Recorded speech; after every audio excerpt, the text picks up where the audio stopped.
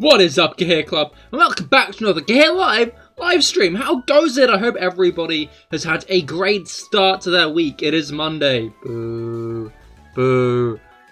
But it's the end of Monday, which is always the silver lining, which means we are back with another shiny hunting stream. Today we are shiny hunting Minccino, but the one in the starting screen of Pokemon Black and White, which means we can't catch it. So we're getting nothing out of this shiny hunt, which feasibly makes it pointless. But yeah, hello Brugger, hello James, and hello Aimwise as well. You're playing Breath of the Wild to see how the different mechanics were from Tears of the Kingdom? Then you're lying, because last time I checked on Discord, it said you were playing Tears of the Kingdom. So you're just lying to us, Aimwise. It's fucked up. Anyway, random funny story. You recently got into MU Gen, arcade fighting game engine. You may have found a dumb character to add to your roster. Oh, what's the character? But yeah, shiny hunting Minccino is, yeah, no need to hang around, I'd say. Why hang around when Wooper? Oh, hell yeah, I love Wooper. Do love a good bit of Wooper. I feel like Wooper's just one of those Pokemon where no one really hates.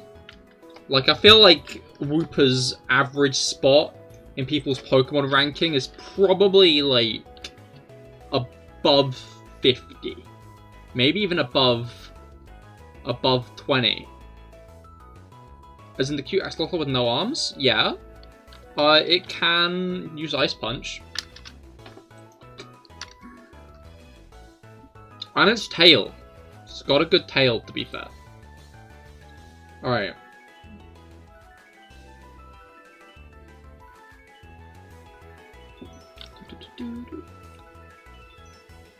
Your friend got onto your Roblox account saying you're gay because you said a very bad game for babies was bad. Oh, we do not like the casual homophobia.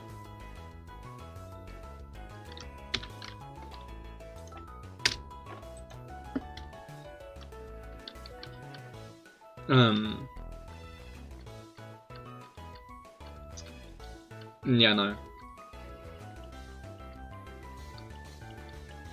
Wooper is stronger than Senator Armstrong himself. Kickers is very accurate. Well, as in, like, the fighting moveset for Wooper? Or you just think Wooper could solo? Because Wooper could solo. Wooper's cool. It's got a pleasing face. I'm surprised they took so long to make a regional Wooper variant. Headbutts throws wishy-washy, has this feel buddy. Oh, hell yeah. And for some reason sticks its tongue out. It's got a tongue, done it. It's got to use Ice Punch somehow, let's face it.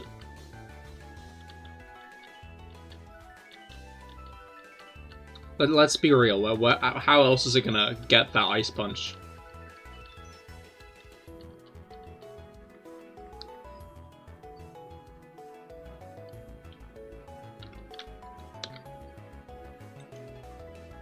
Alright. Overall rating 9.5 out of 10. 9.5? That's low. I'd give it at least 11. Just for being Wooper. Love that guy.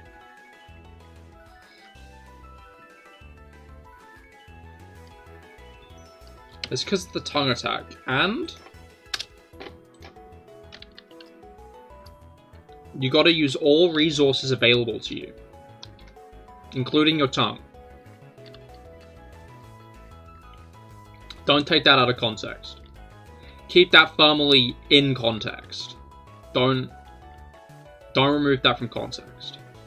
Would not recommend removing that from context.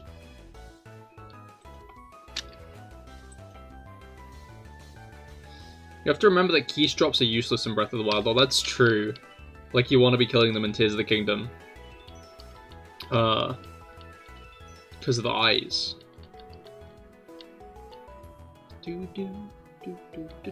Does it even learn Lick? I feel like it must, right?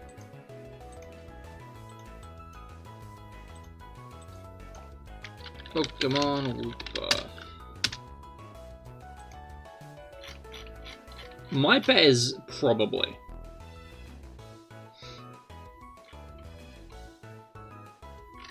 It can't. It cannot learn Lick. Well, who would have guessed it? I wouldn't have guessed it, clearly. Whack. Devastating, even.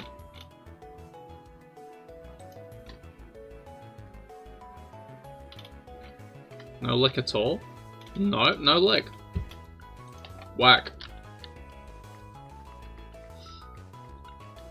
Abysmal, even. Let my boy lick.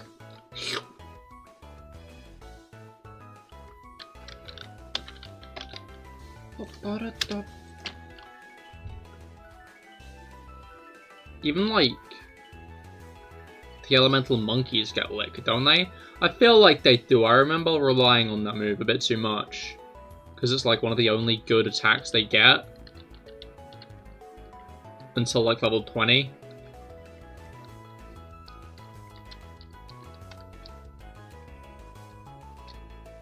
I wonder if, what's it called? I wonder if, like, the general fanbase showed more appreciation for the elemental monkeys if we would have gotten more. Sorry, I'm always thinking about the fact that the elemental monkeys are clearly the Eevee parallel in Black and White, but, like, they never got any more. There were never any more elemental monkeys. And I just wonder if that's ever going to be on the table. I guess maybe if they make, like, a Legends Juniper, we could get more elemental monkeys. Or, like, Black and White 3 if they're adding more Pokemon to it.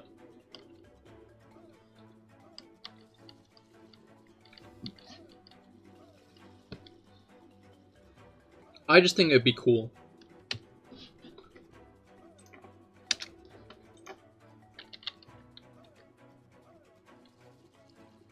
Electric or Ice-type monkeys?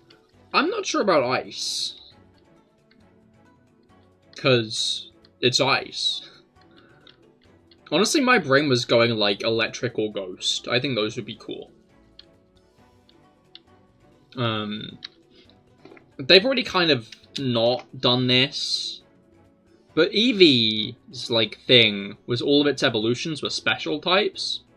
Because obviously, before Gen 4... whether an attack was physical or special was based on its type rather than dependent on the move itself. So all of Eevee's evolutions were special.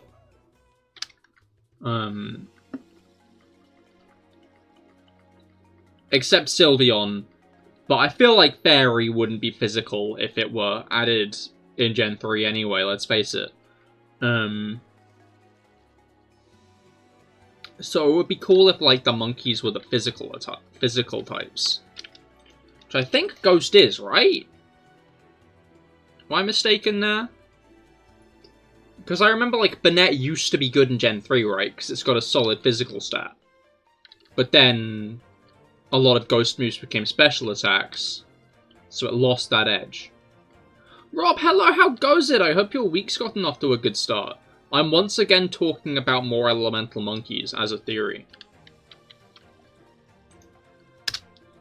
It's an idea that will never leave my heart. One day we'll see it. We probably won't, because no one really likes the elemental monkeys. They're like the butt of every joke. But I wish. If they let me into Game Freak, I'm like, Cahir, what's, like, one new Pokemon you'd add?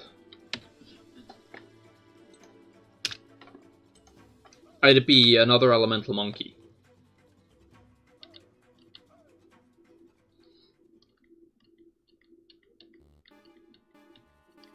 Probably a ghost type one.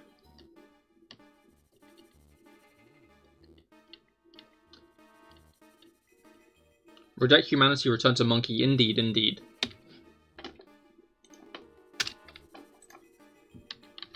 Alright.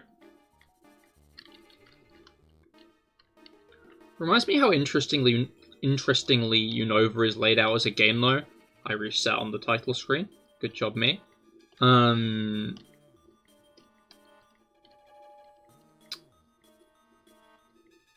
Bad job, me. My brain isn't working.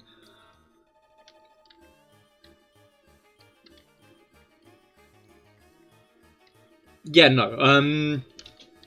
Just with, like, how before the first gym, they deliberately limit your encounters so much to force you into a suboptimal fight with Silent, or Cress, or Chili, depending on your starter.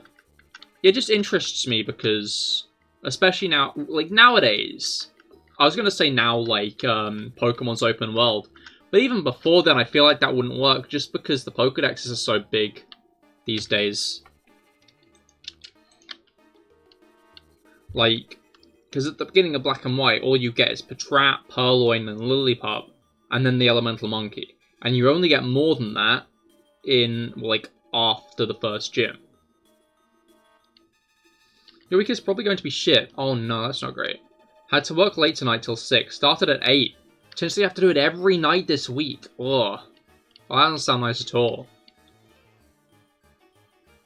You should, if you do have to do that, you should treat yourself over the weekend. Do something nice. Even if something nice is nothing at all.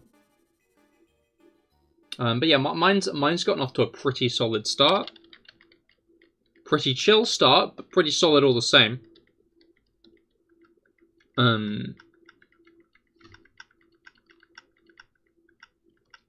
Every time you went to fight Thunderblight Ganon, you used Daruk's protection, so you're going to do it without the protection. I'd recommend that. Thunderblight's actually a pretty fun fight to do early on. Especially after you get, like, an understanding of the mechanics. It's actually a lot easier to do.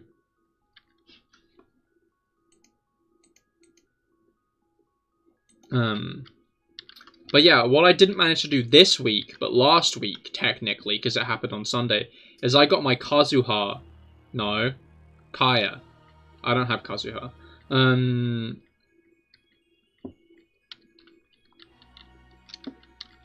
Yeah, I got my Kaya not built.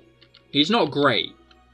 But to, like, a passable degree where I feel comfortable building other team members for a bit. Which is pretty hype if I do say so myself. Because I've been wanting to get him sorted for a while.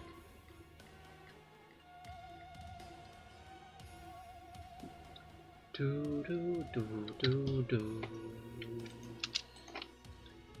but you weren't good at the timing on your first playthrough. That's understandable. I'm just saying that it's fun to do it without. It is fun to do it without, which is why you should, is what I mean. I bought Moonlighter over the weekend. It's a really fun Zelda clone roguelike. Oh, fair. Interesting.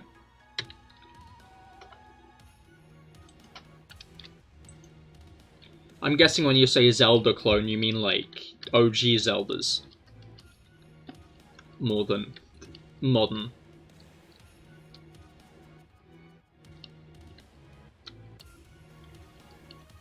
Or, like, mid. I don't need to clarify. OG Zeldas.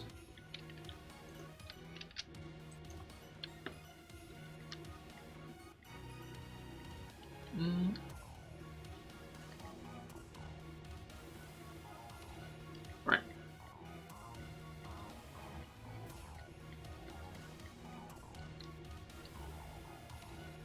Yeah, 2D ones. It was super cheap too, like £3. Damn, was it on sale or?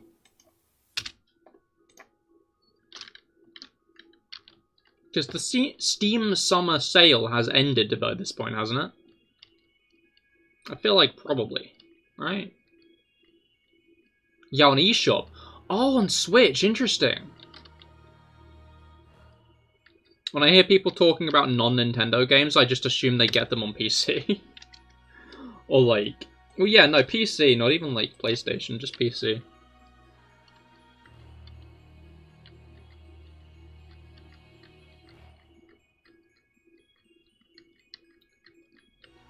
I don't know, I just feel like most people only really play Nintendo games on Nintendo consoles.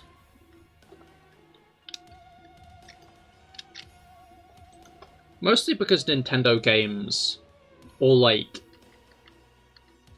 Nintendo exclusive games, are very much built to be on the Switch. Sometimes games that are available on platforms more than the Switch don't look as nice, just because the Switch isn't as powerful. I'll be interested to see how games look on the next console, because rumors are saying it's going to be as powerful as like PlayStation 4 or Xbox One, which makes sense. I kind of expected that, to be honest. But like on those consoles are when games started looking like proper realistic and stuff. So I'll be interested to see if like how games look on those. Dingleberry, hello, how goes it? I hope your week's gotten off to a good start. Alright.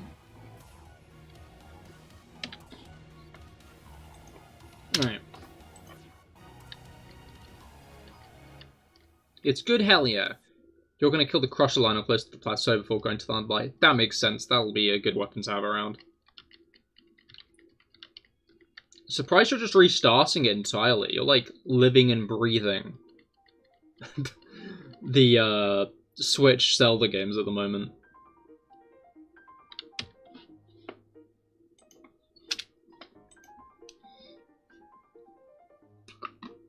Alright.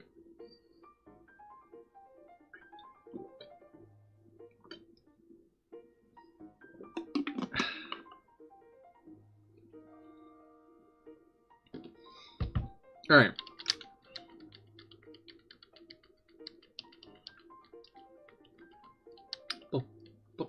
Speaking of Zelda, your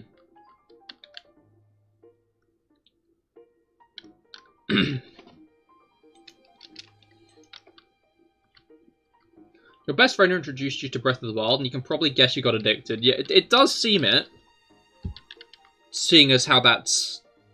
Other than the occasional... What are you doing with raids? That's the main point of conversation. The main thing you talk about in chat these days.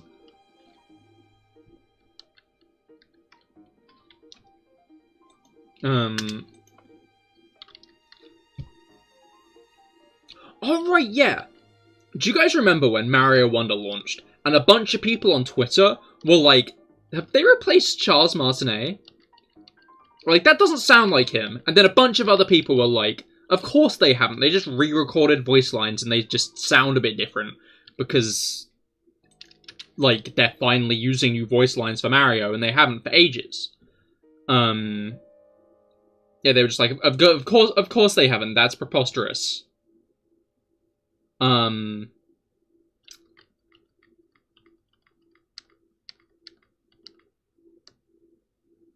They're replacing Charles Martinet.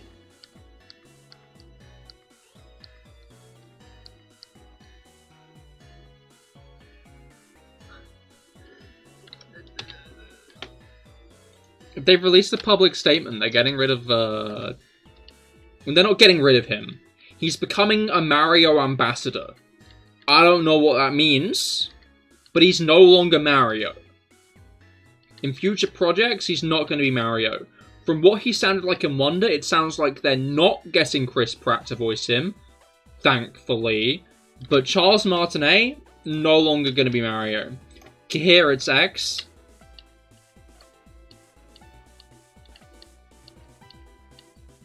If Elon Musk can't get the name of his trans daughter right, then I'm not calling the website X. Then his stupid-ass 14-year-old edgy phase website is getting dead named too.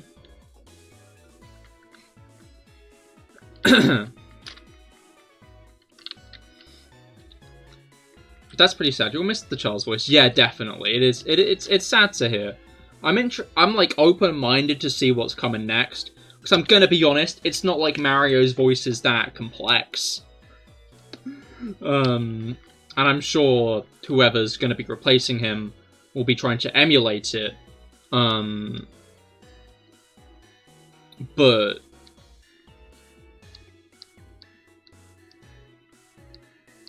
what's it called? It's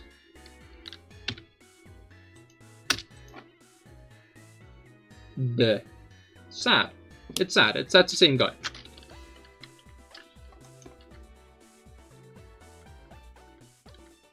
Sure, a video took one time with a folder with apps with the letters G-A-Y-S-E and then Twitter at the end. Yeah, no, I've seen that as well.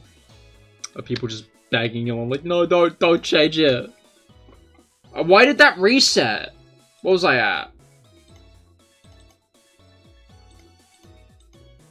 The hell? Shift reset? No, it just kind of reset anyway. Despicable. They kind of added like a weird texture to the app now. Like to the logo.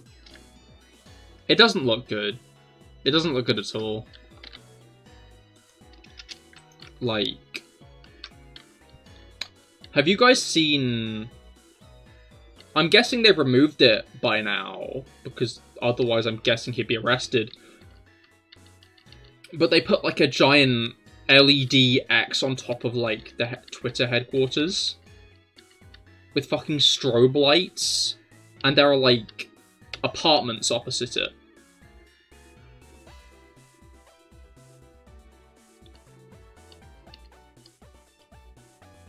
Anyway, back to how Martinet's leaving, and that's kind of sad.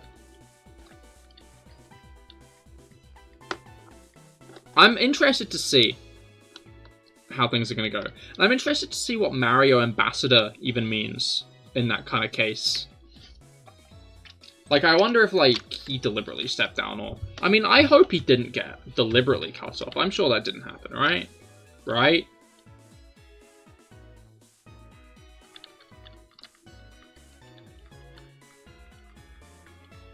But yeah, what was his last game then? Was it Sparks of Hope? What was his last game as Mario? When was the last time he recorded new Mario voice lines?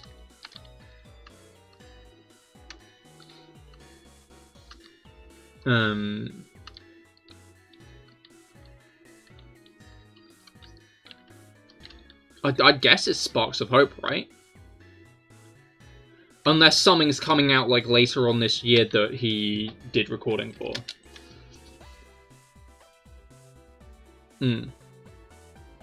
I guess they could probably just use AI to replicate the voice. I'm sure he does enough wahoos over... He's done enough wahoos over the years. I hope they don't. I hope that's not what's going on. I feel like they wouldn't have announced him, like, retiring as the Mario voice if they were going to replace it with fucking AI. Ugh.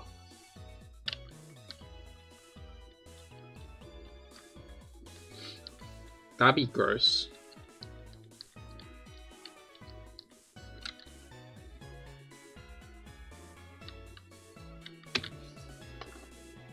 I don't know, I don't like the idea of a company doing that, especially like a company as big as Nintendo, which can afford to get the voice actors in. Like, this isn't like a teenager making an animation project and using AI voices because he can't hire voice actors. This is like a giant company.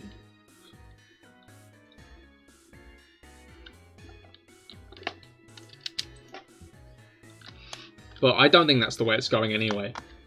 Because, again, people really quickly picked up that it was not Martinet in the Mario Wonder trailer. Which is impressive, honestly. I'm gonna be honest. Like, I was surprised... Like, I'm now looking back. And I'm surprised how quickly people leapt on that.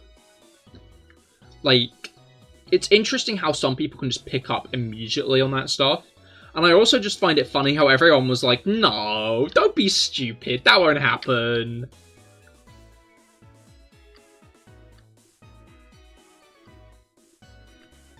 Happened.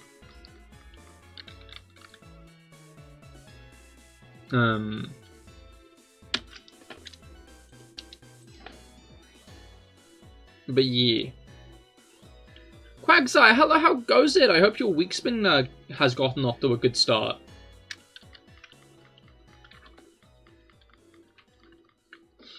Alright.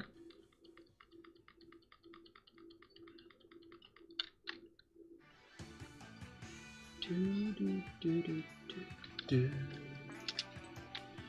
wanna know who the true Super Mario Wonder boss would be? Bowser?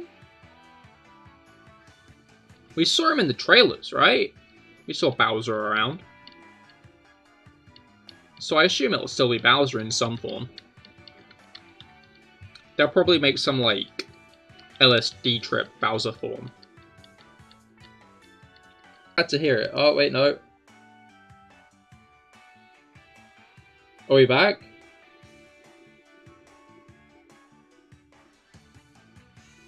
My stream has consistently been disconnecting the past few streams. Like, what is up with that?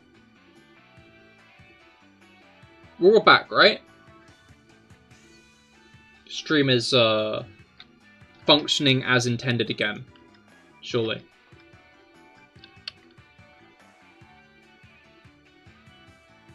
Yeah, you kind of lagged. Okay, cool. Yeah, I'm aware of that much, because it actively said stream disconnected. I need to, like, maybe the screws at the back of my computer are doing worse.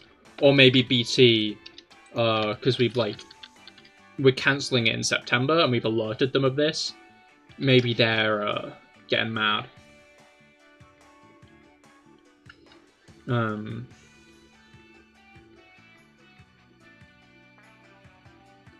Oh, Felix, hello, how goes it? I hope your week's gotten off to a good start. No, but one, Bowser's ship is different.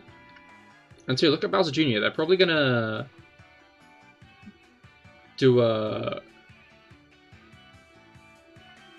calculator? Who? I mean, Bowser's ship can look different and it still be Bowser on it. And again, like, I'm guessing we're just gonna get, like, a weird form of Bowser to fight at the end, like we have the past few Mario games. This is gonna be tough as in this hunt. I mean, we're already, like, knee-deep in it.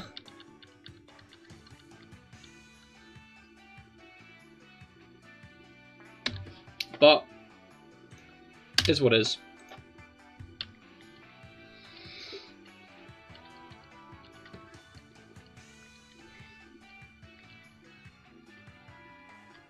And I'd rather have long hunts like this than, 2-second Scarlet Violet hunts. The big bad of the first Mario and Luigi game which fused with Bowser for the final battle? Oh, fair. I mean, yeah, maybe. I'm guessing, like, this wonder mechanic is going to play into the final boss somehow. So, it'll be some kind of weird form of Bowser, but Bowser will still be the final boss, more or less. It'll just be, like, how Giant Bowser or Dry Bowser is often, like, used.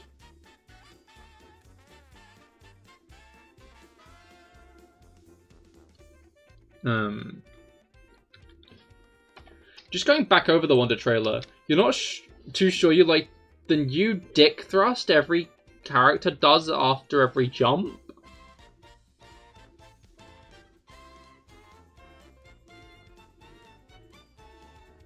The what?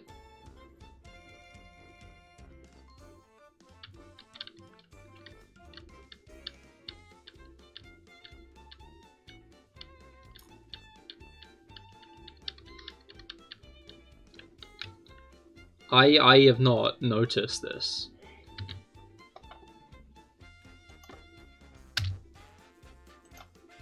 Right.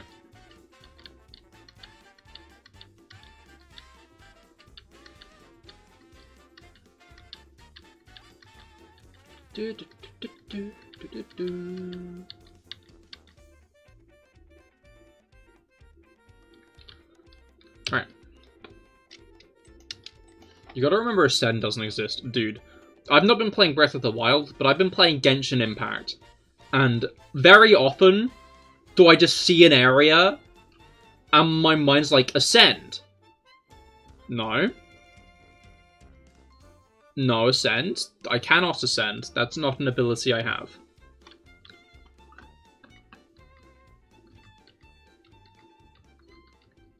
There is no Ascension. I just have to get out there the old-fashioned way. Genshin Impact. I talk about Genshin Impact very often, anyways. I'm gonna be honest. Genshin is not a rare talking point on this stream. In fact, I've already brought it up.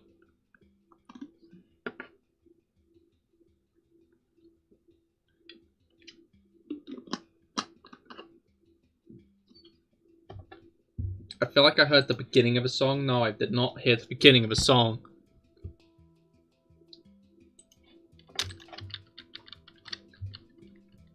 More specifically, when they bounce off things, like he sticks out his arms and thrusts. Oh no.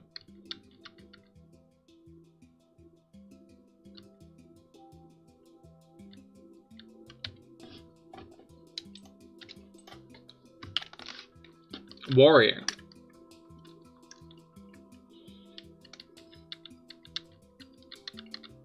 No, I can't think of a pun with the name. No, no pun, sir. Alright.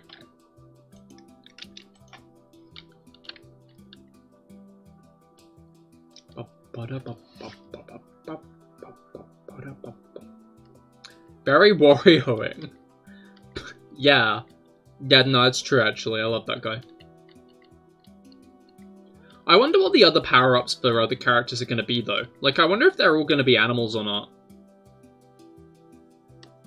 I think I was talking about this the other stream, but, I saw someone bring up Luigi should be a giraffe.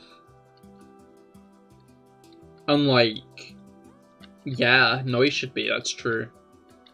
I feel like giraffe is a very, like, fitting Luigi one to have. I could easily imagine that. I've seen some people saying it'd be funny if Yoshi became just a photorealistic T-Rex. Like, the other one people are saying is, like, horse or something, but... honestly, that's what makes me wonder if it's gonna all be animals. Or not. Because, like, what animal would you even turn Yoshi into? Oh my god, what if it turns them all into animals, except Yoshi, who turns into a human?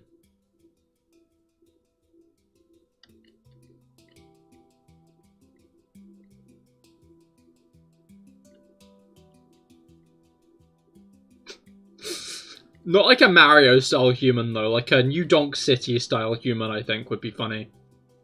Yeah, Twitter is changing a lot now, so you thought they deleted it after they changed it. That's fair. I wish they had. But welcome to the stream, Emily. I hope your week has gotten off to a good start.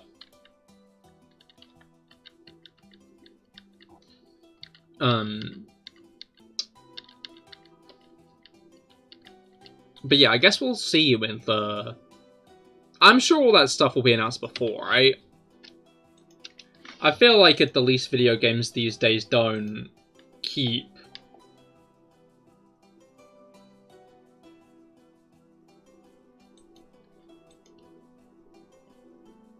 they don't keep things like that under wraps these days. I hope only Mario and Luigi can use the Elephant Apple. There's already too much Elephant Mario Rule 34. Brugger? Brugger, how do you know this?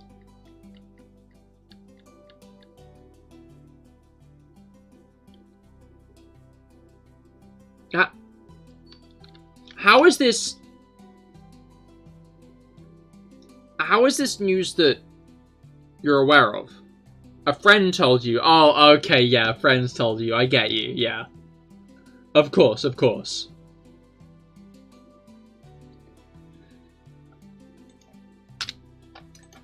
Furries and Mario confirmed. I'm gonna keep it real with you, Aimwise. It's been a decade since they put Mario in a cat costume. It's been a decade since they gave him a little cat costume to wear.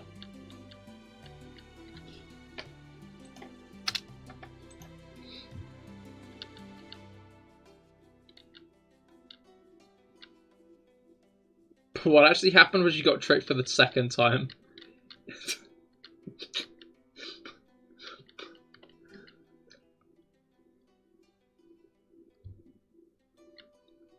Sure. I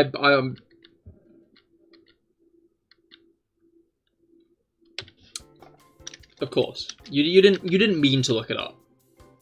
Obviously. You mistakenly Googled Mario Elephant Rule 34. That's what happened, wasn't it?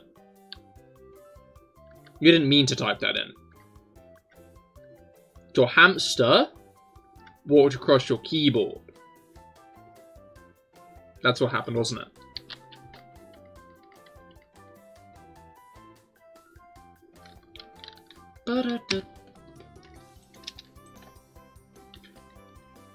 But we do have confirmation that each character is going to have like their own power-up, I think. So every character is going to get something different. Now, is every character going to turn into an animal? Maybe.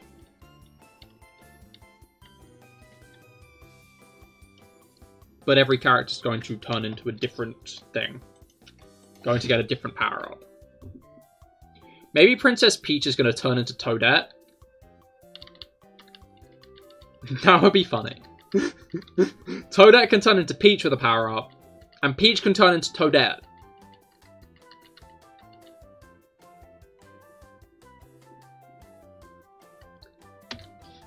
And then we can get a whole new subsection of Bowser stuff.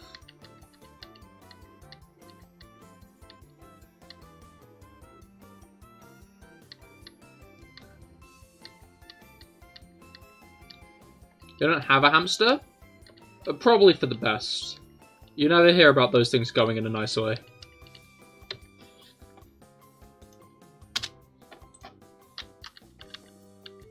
You only have 20 arrows for the Lionel. Well, hopefully you have good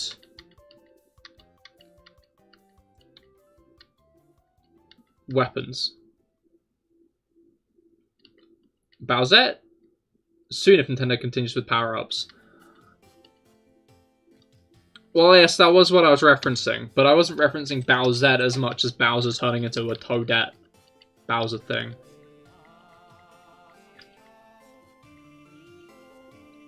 But I think always round, a new subcategory of Mario not safe for work is going to appear. With whatever they give Peach. And Daisy.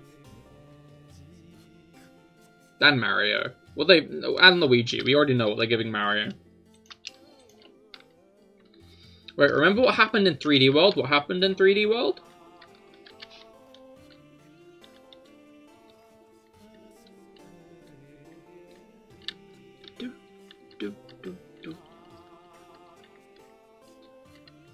Alright. Luckily, it's only a default Lionel. Oh, you're not doing Master Mode.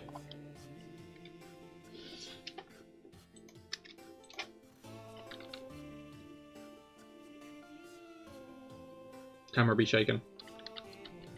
Bowser used the bell and turned into a furry. Yeah! That's a fair point. I was only referencing Mario's fursuit. But Bowser went like a whole stretch further.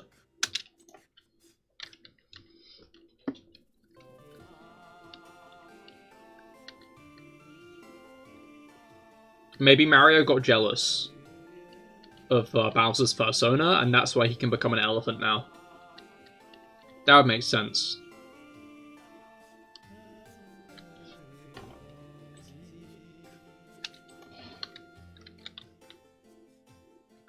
No, that sneeze isn't going to happen. I already know it's not. I'm not even going to try and force it out, because I know it's not. I know it's not coming. The sneeze won't be a thing. I know it.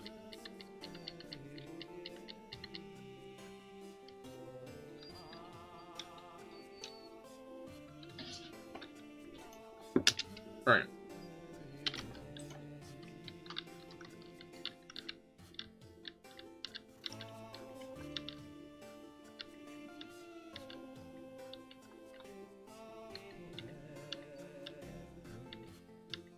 Cool. Brain completely zoned out. Completely gone for a few seconds there. Not anywhere. Anywhere, really. I need to stop drinking. Because my water is concerningly empty already.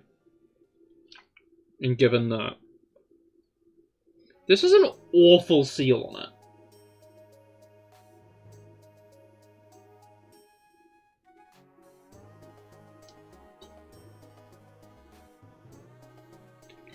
Well, okay, I thought it did. Yeah, I need a better water bottle, because this one leaks.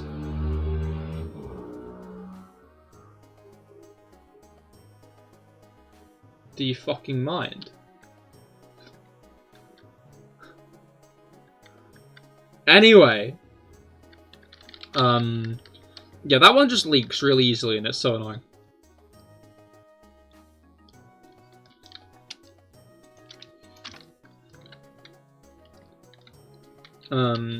It'd be fitting if there's a DLC adding Wario and Waluigi to the game. That would be cool. It'd be nice to see Waluigi and Wario actually playable in a main series Mario game like that. It's a shame they kind of always focus on, like, Toads and Peach and Daisy and stuff. I think it'd be fun if, like, 4 players seems to be the most you can get out of a Mario game. You know, that's the most they're willing to put in. And there's Mario, Luigi, Wario, and Waluigi. That just seems like a no-brainer to me, but I guess Wario and Waluigi are meant to be, like, antagonistic forces to Mario. So they don't want to, like, add them. Well, Vroom, I guess, quite. Your best weapon only has 14 damage. Okay, so you might need the arrows. Because you're gonna want to stun the Lionel. Yeah. Just please don't get Rosalina into this. Why not? What do you think Rosalina's persona would be, Brugger?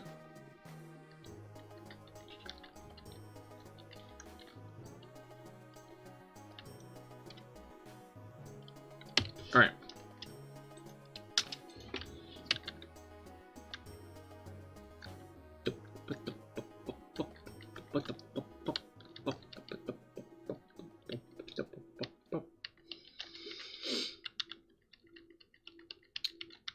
But yeah, there's been a lot of loud cars around recently. It's been annoying.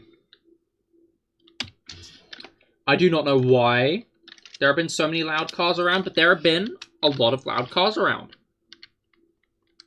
And it is annoying. I do not get why people feel a need to make their cars so loud.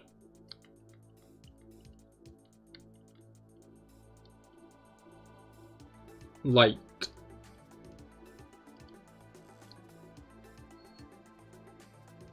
annoying, innit?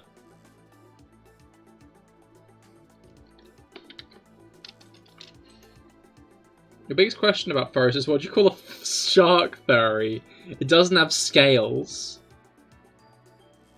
Fishy?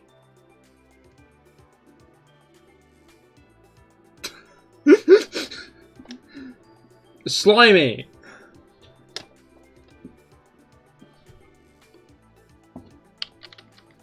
Maybe you call it a slimy.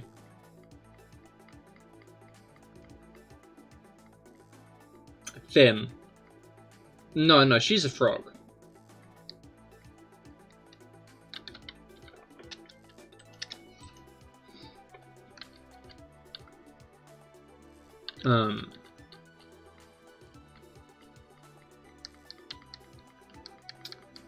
I'd slimy. Slimy is clearly the best option here.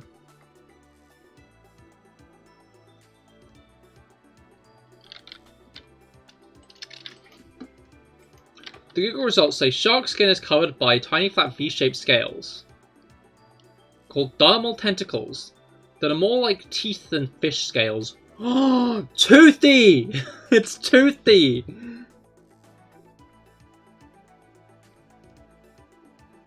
Clearly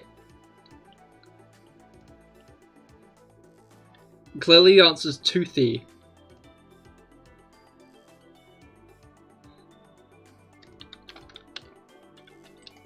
Because if they're teeth, toothy. 12 hours left and you only took out half of its health. So bad? Like bad? Because you started with 20 arrows, you've used half of them to take out half of its health. That seems like good going to me. Oh, so far. Okay, cool, yeah.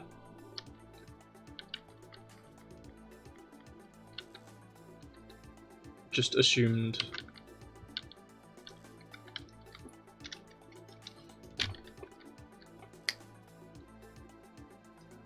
Read it wrong. Brain not functioning, as per usual. I wonder if Mario Wonder will get DLC, to be fair. Because, like, I don't know, we've not really had any DLC for 2D Mario games, right? That's never really been a thing we've gotten. So I wonder if we'll actually get any, you know? Like, I was thinking about this the other day. And, like, what was it called? Pokemon Legends Arceus, yeah? Everybody fucking loves that game. But people often say it's been abandoned. You know? That Game Freak, like, abandoned it after launch. Because it didn't get DLC. And I don't know, like, it's interesting how we've gotten to a point where these days, if a big AAA game doesn't get any DLC, it's considered abandoned. People assume that it's, like, been abandoned. When, like, I don't know, like, clearly they just did everything they wanted to with the game.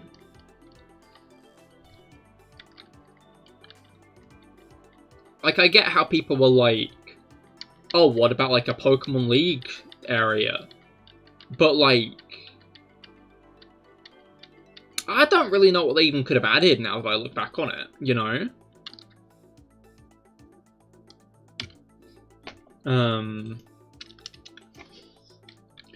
Mario Kart got theirs 3 years after the fact. Yeah, but Mario Kart seems like a game that is gonna live longer. Like, Legends Arceus is a single-player RPG. Mario Kart is a multiplayer racing game. I feel like one of those has a lot more replay value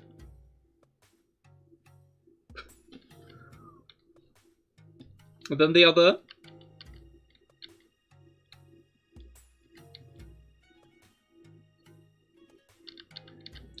"3D World got not only Daisy, but also Rosalina and Bowser's Fury." But what was it called? Daisy... I didn't think it had Daisy. I thought Daisy's first appearance was... like, playable appearance was Wonder.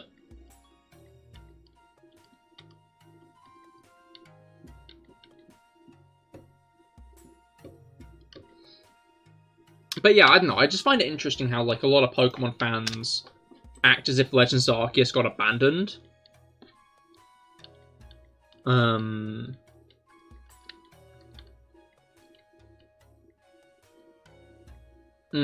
Wait, does parrying use durability? I don't think so. I always assumed not. Because you can survive many Guardian lasers.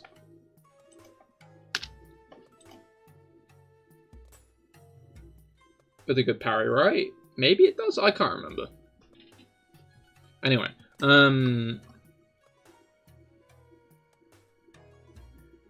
I don't know. I feel like it's a shame because, like, some games are clearly, like, what the developers at least, like, mostly envisioned. So for people to be like, oh, these are incomplete games. Even though DLC isn't meant to be a thing that completes games, it's meant to be a thing that, like, adds on to games. You know?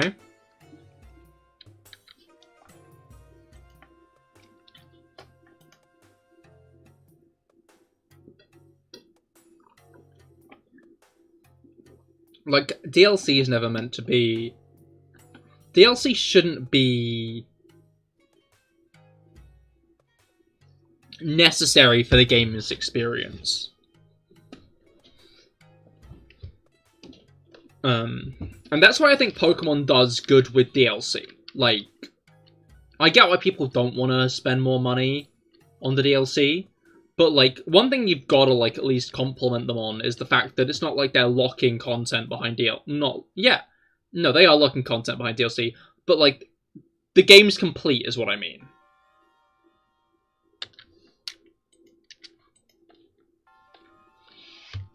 I hope they don't properly lock content behind DLC this time again, though.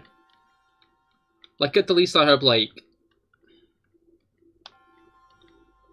Because technically you can trade for, like, a Terrapagos or Ogerpon or the other three. Like, there's nothing stopping you trading for them. But, like, shit like Calyrex... You can't get Calyrex riding forms without the DLC in Sword and Shield.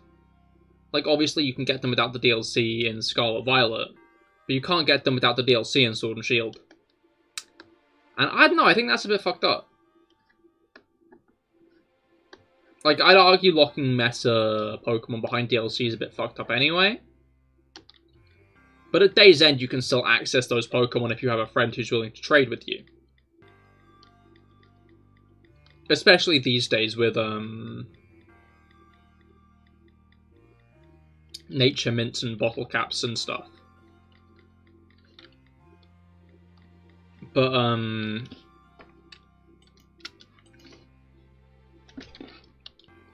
like, I hope they don't, like, lock.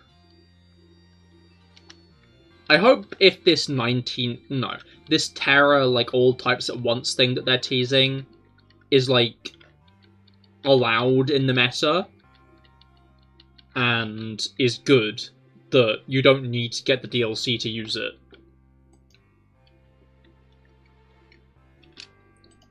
I'm not sure there's a way to get Slowbro or King in the main game either, which sucks. It does, but again, you can feasibly trade for those. Like, I don't agree with it much, but, like, I'll begrudgingly accept it because technically you can trade. What I think is entirely unacceptable is locking shit like Calyrex riding forms, which were both meta-shaping, behind DLC, because it's behind a paywall.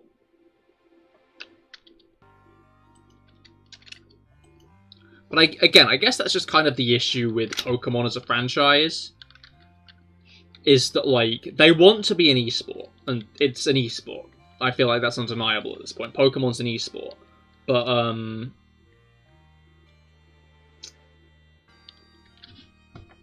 as an esport, you need to invest a lot of money into it, you know? You need to get the base game. You kind of need Nintendo Online. You don't need Nintendo Online, but it's going to be better for, like, practicing and stuff, and it's going to help you trade with friends if you need to. You need older games from the series.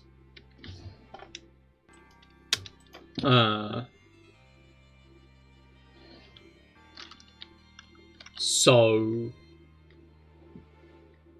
Sword and Shield or BDSP are, like, the only places you can get, like, Groudon, Kyogre, and Rayquaza for Scarlet and Violet. And Zacian and Zamazenta you need Sword and Shield for. And then you need the DLC for Sword and Shield to get Urshifu and Calyrex.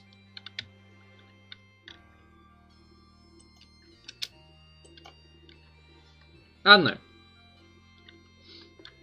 Like, obviously my takes are a little bit detached from the meta because I don't really do competitive Pokemon. But from an outsider's perspective who doesn't do it, it just seems a bit like a scummy way of doing things.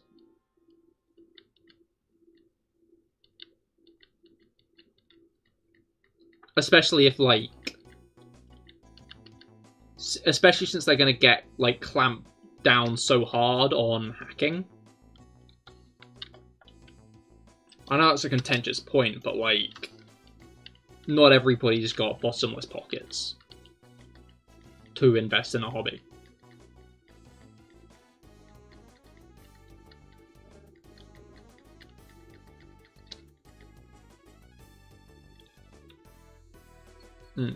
But yeah.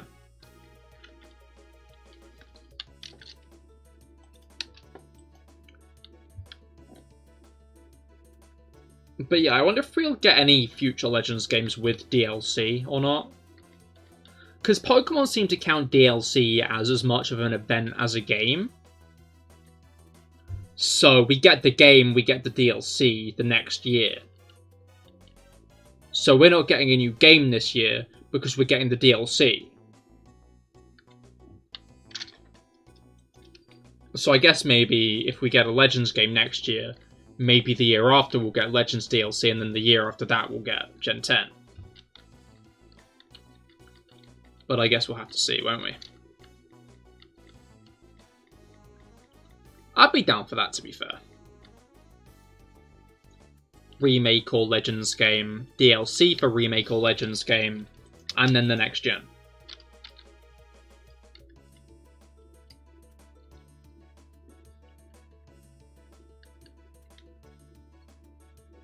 But again, we can only wait and see.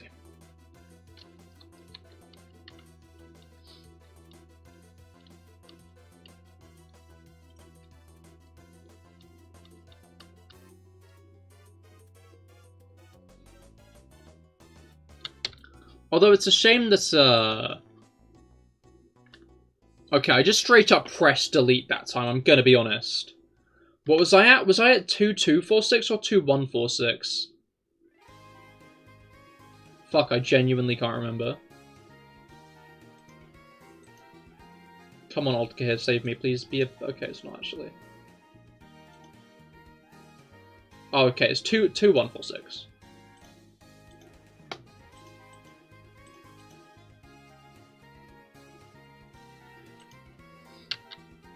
Did I do the +1 though? I don't think I did. Alright.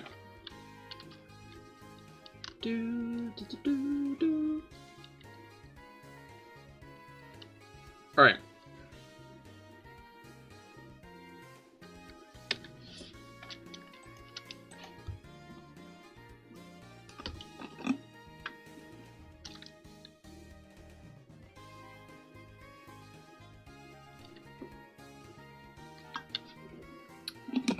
Make sure you're all staying hydrated as well. Hydration do be important. Alright.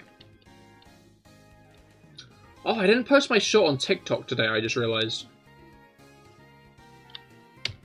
Might have to do that off the stream.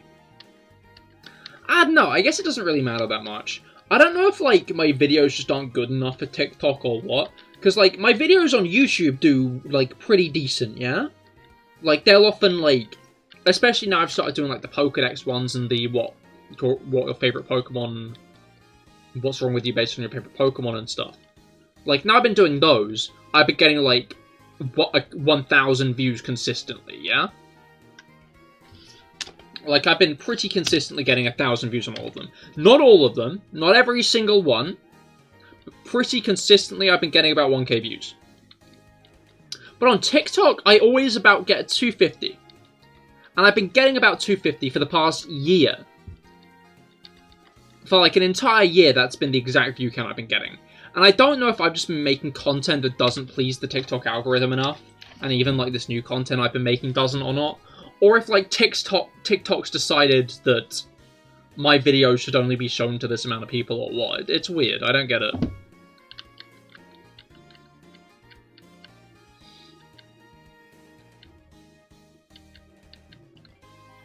TikTok's a bizarre app, though. Like, the notifications I get from TikTok are so stupid.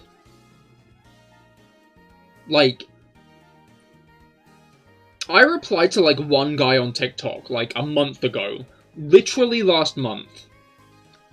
And more or less every day since, TikTok has been telling me about videos they posted.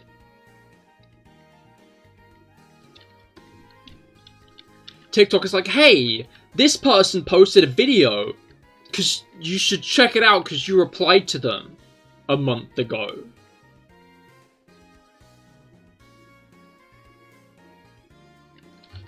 Like, I genuinely don't know why TikTok's so intent on getting me to, like, look at the content of people who follow me, you know?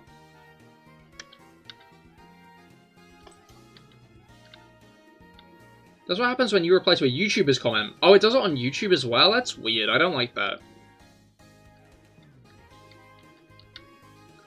Like, just because I've interacted with a person once, or a person's interacted with me, doesn't mean doesn't mean you need to push their content so hard at me.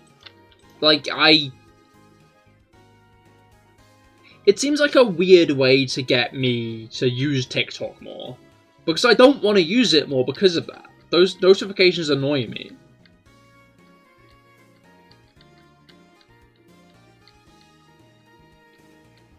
I find those notifications irritating. And I don't see how anybody finds them interesting or intriguing, outside of people who are already, like, addicted to TikTok. And I don't mean that in, like, oh, TikTok addict way. I mean, like, in the way that TikTok does a good job at sucking people in, but it's just never ended up sucking me in, because I've never given it enough of a chance to fully, like, tailor an algorithm to me.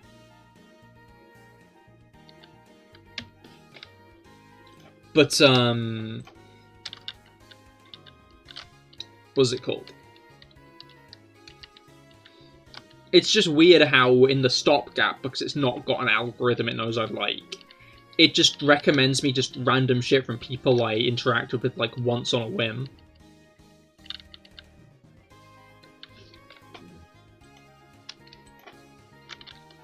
It's ridiculous. And it's genuinely, like, daily as well. Like, I get a notification from TikTok more or less daily, telling me that someone who follows me is online right now. Or someone who follows me has posted a video. And, like, I don't know, I'm just interested as to, like, do people view those? Like, I mean, clearly they must work, those notifications must work to a degree.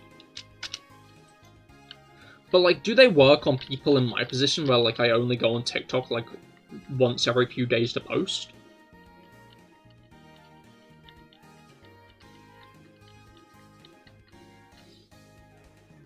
The last trend you heard of on TikTok was the Pee Your Pants challenge.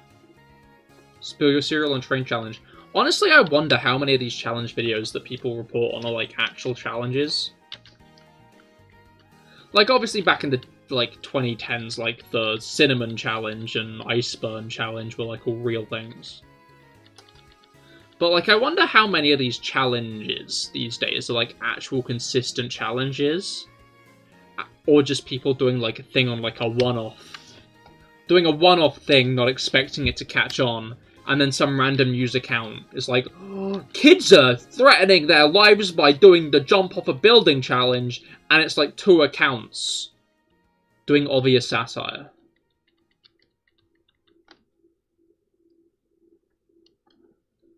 Just reminds me, like, I saw an article earlier of,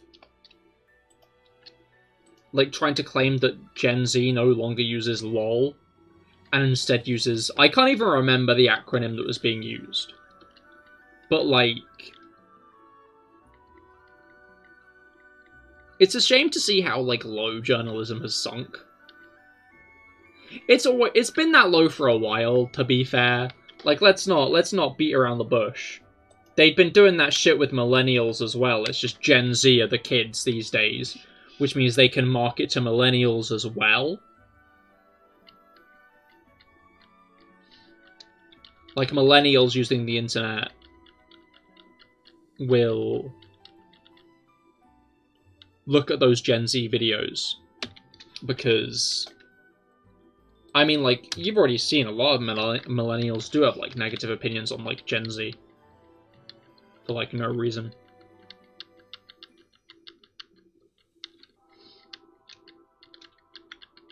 I've seen many a video already claiming this war between millennials and Gen Z, and it's like 10 people involved in each one.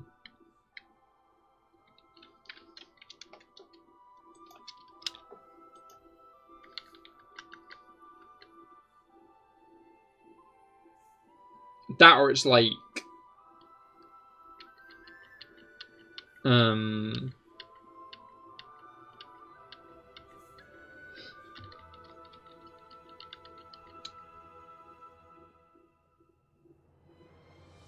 no brain.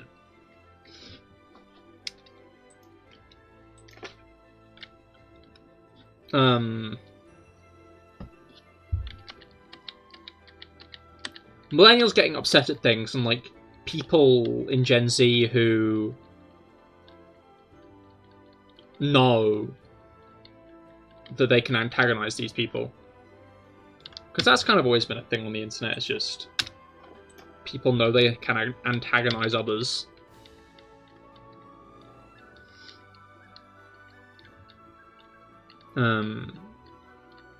Yeah.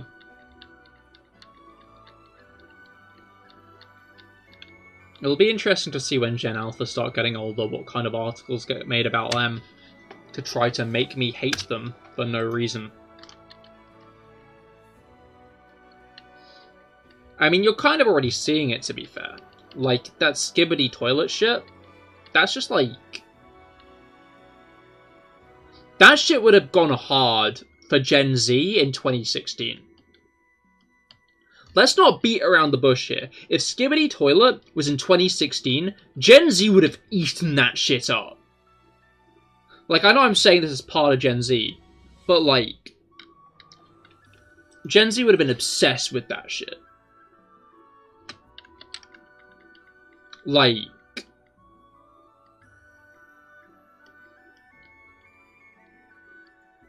what was it called?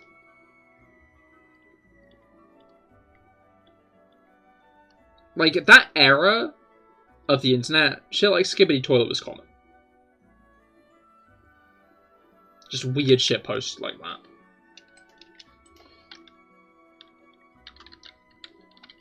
Like, Skibbity Toilet ain't, like, the most out there source shit post I've seen. I guess just the weird thing about it is it's source shit posts not done with Team Fortress characters for once. Which is surprising.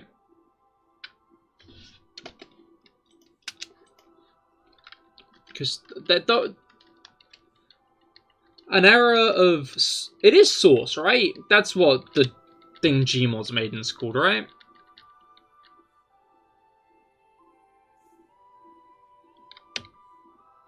I guess I should just say Gmod animations.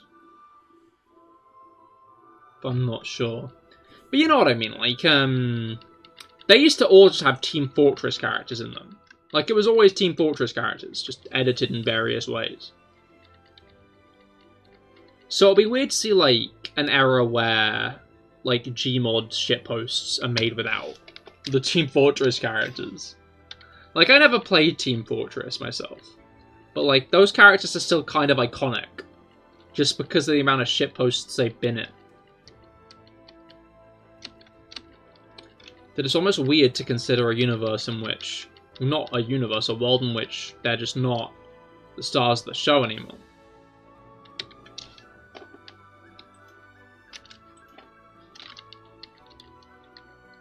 But I guess that's just kind of how meme culture is going to evolve, innit?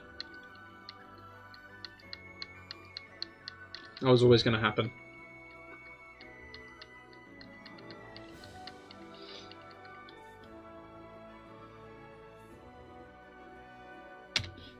Alright. The other thing I wonder about is, like, there are a lot of videos of, like, it seems to be the same supposed British child.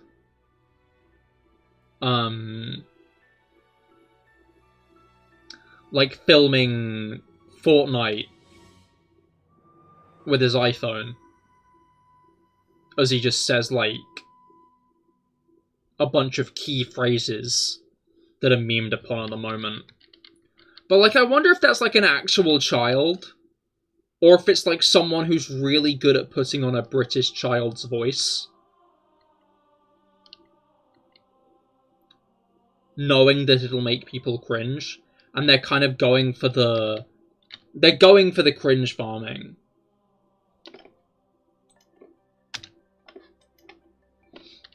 And I don't know, my gut's telling me it is that.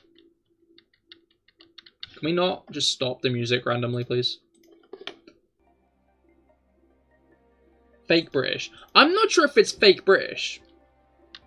I'm not sure if they're faking being British. Like, I could see it being like a British person putting on the accent. Not the accent, sorry. Putting on the voice.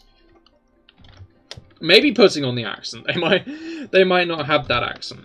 But I'm just not sure if it's actually a child, a British child, as much as maybe like a teenager to 20-year-old knowing, hey, if I do this, it's going to make people cringe, and that'll be funny.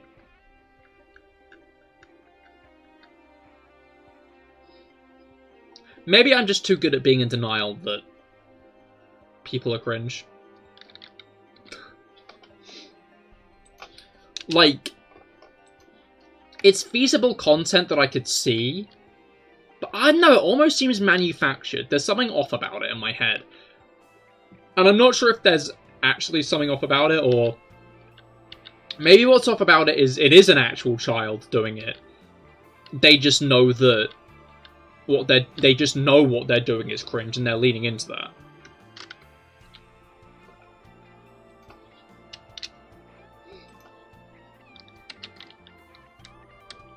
Alright. Why aren't there more Irish accent memes? Not sure. I mean, like, to be fair, like...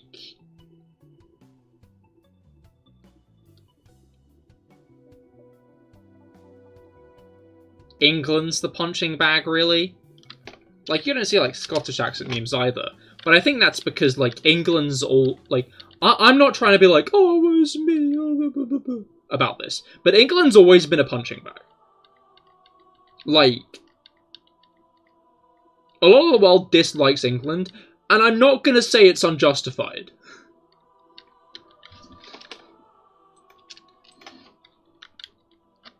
So, like, I feel like memes bassing on British people, specifically targeting, like, English accents, who are...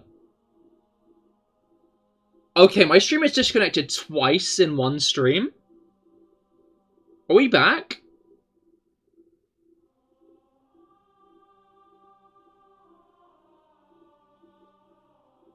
Yeah, okay, cool. That's a piss take. I'm glad we're switching Wi-Fi providers soon. That's fucking abysmal. I'm pissed off at that. Fuck do you mean? I'll have to check my Wi-Fi in a bit. Well, not in a bit, after stream. Just because that's a piss take.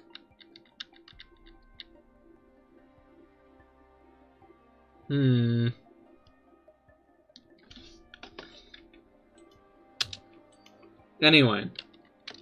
Hopefully we don't go for a hat trick, because I've got over an hour left, and the last one happened at... What was it called? Like 8. And it's now 9.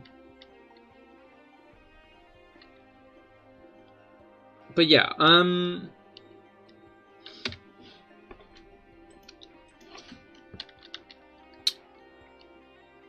Get a shiny every time the stream crash, you'd have 2 shinies.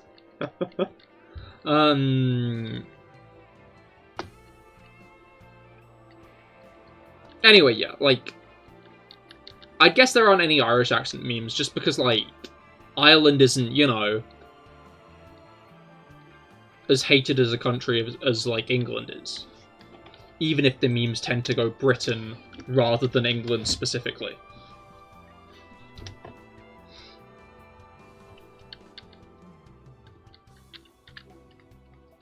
Alright. A Scottish Twitter is often, like, every year, like, every few years or so, like, people point out that Scottish Twitter's a thing. Where they, like, properly, like, enunciate their accent through writing. And I think people enjoy that. But I feel like that's less of, like, a haha funny accent as much as, like, I don't think people laugh at that maliciously. Drew, hello, how goes it? I hope your week's gotten off to a good start. We are shiny hunting for Minccino in Pokemon Black and White today. Alright.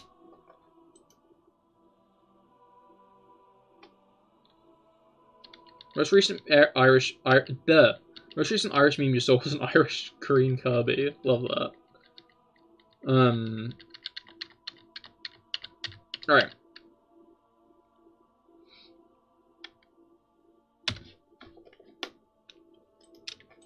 But yeah. I wonder how long it's gonna be before, like, American accents start getting memed.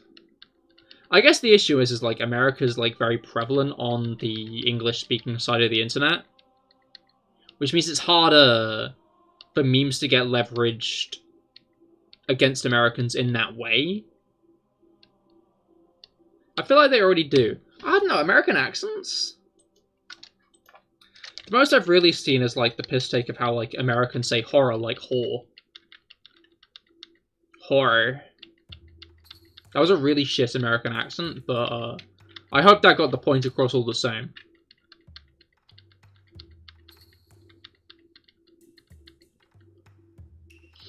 Yeah, I'm not an accents man. Playing D&D with me is an interesting experience. I don't know, I tried to do it more with tone. And Australian too. Has Australian been that memed? I don't know, I feel like I've not seen loads of Australian. I feel like the most, like, memes I see about Australia is, like, how a lot of the animals there are, like, horrible creatures. And the whole, it's upside down. The H2O one? I am not on the same page here. I do not understand this reference.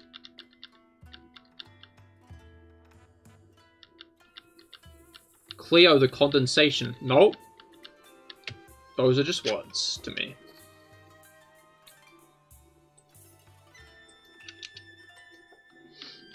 I hate to say it. Send it in the Discord and I'll check after the stream.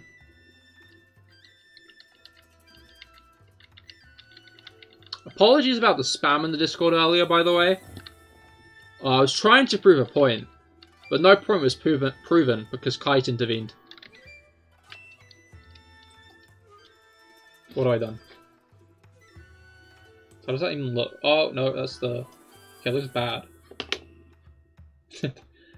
By looks bad, I mean I just kind of got rid of the calculator for a second there. Alright.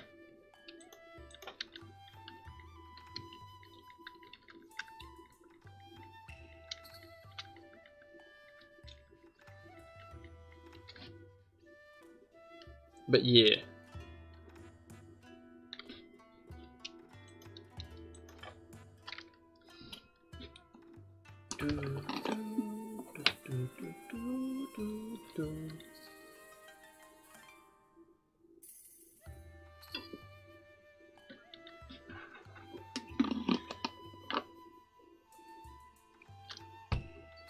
Alright.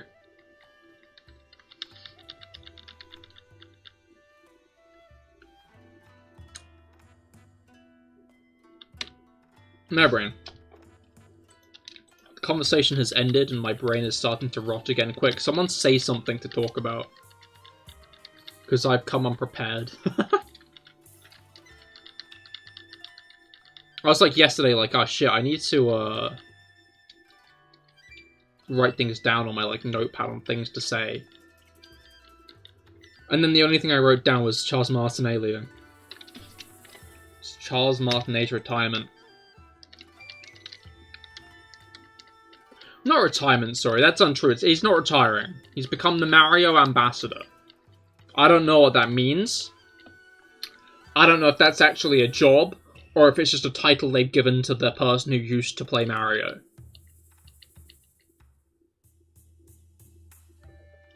I'm gonna be honest, when I saw the announcement, I thought they were announcing another Mario movie. I was like, oh cool, we're getting a new Mario movie, I guess. But no, it was not good news. It was bad news.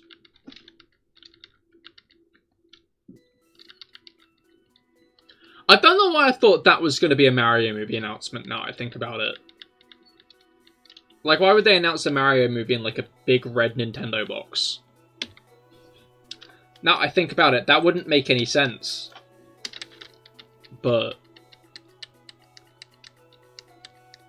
I guess my idea did get shot down pretty fast.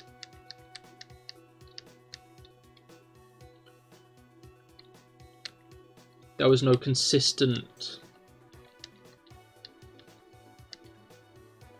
through line of that thought after the first two lines of the post, which clearly did not state a new Mario movie was coming.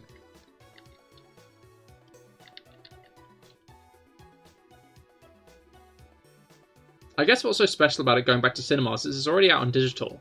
I mean, it's not coming back to cinemas. Is it? Wait, now I'm confused.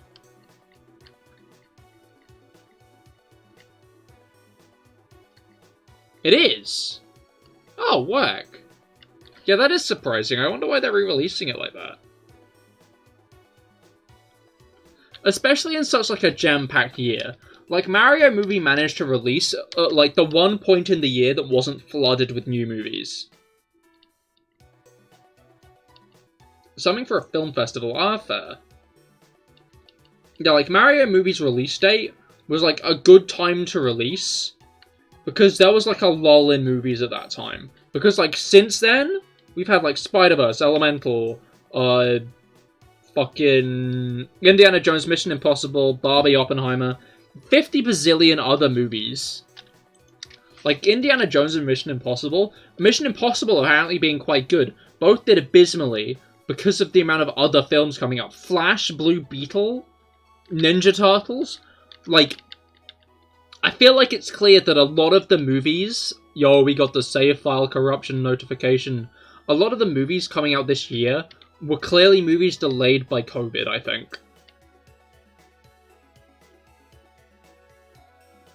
Were clearly movies that were meant to come out, like, 2021, 2022. But kind of all ended up coming out this year because of the pandemic. Which is interesting. I guess it makes sense that that kind of thing would happen. But I feel like it's meaning a lot of movies aren't going to do as well. By the same token, I guess it's kind of ushered back in the age of the cinema all the same. Because, like, cinemas, like, were starting to fall out of fashion there for a bit. But, like, the amount of good movies that have, like, released this year, that have had, like, that kind of buzz around them, have kind of really helped bring the cinema back a bit more. Obviously, it wasn't completely gone. Shit like Spider-Man was still doing really well in the box office. But, like, this year's been a good year for, like, cinema. Like, the cinema. So don't worry, lads. Your overpriced popcorn is here to stay. You were gonna miss spending 20 quid on popcorn and a drink for two. Don't worry, you don't have to miss it. You can still do that. That's still an option. Or you could go to Poundland first. Could make a quick stop in Poundland and get a drink from there instead. Get a Sainsbury's meal deal for the cinema. I don't know why you'd want to do that at all, but you could. You could get, like, a bag of popcorn from Sainsbury's with a drink, a chocolate bar, and a small Lego set, and that would probably be cheaper than cinema food, and would additionally mean you could do something after the cinema, which I think would be pretty cool. I should start doing that, actually. That sounds like a good idea. It was whack, though, because last time I went to the cinema, there was a Deliveroo logo on the floor, like, by one of the tills. Who goes, what should I have? I'm feeling hungry. Oh, I know. I want overpriced popcorn and a slushie. Who's getting Deliveroo from fucking Odeon? Who cares that much? Odeon popcorn is not good enough to warrant that.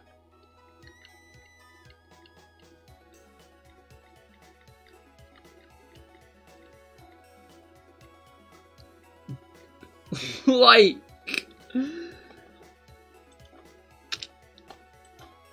What?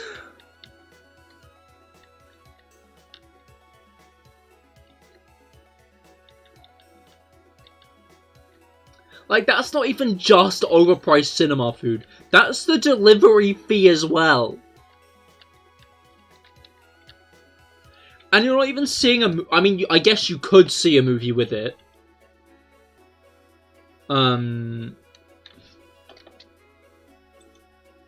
Yeah, I guess you, could see a movie with it. But, like...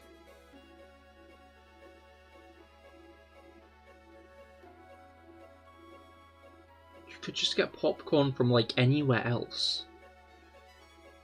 For not, like, £7.50. I don't think that's the actual price, but I assume it's not. I don't know, I've never really looked at the price of cinema food when buying it. I just see, like, the total is, like, 10 quid, and I'm like, fuck. Why did I buy this? You know? Oh, Snoozy, hello. Thank you. But yeah, I don't understand that. I don't... It was just a genuine Deliveroo logo on the floor. Cryptic.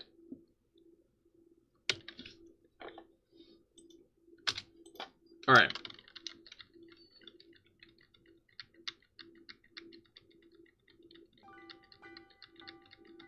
Hell yeah, Turn of Forest. This is one of the songs that just, like, ends abruptly and surprises me.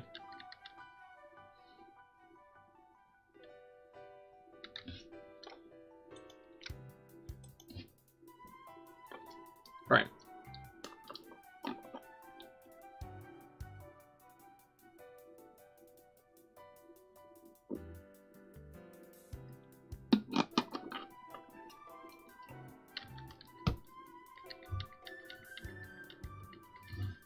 Alright.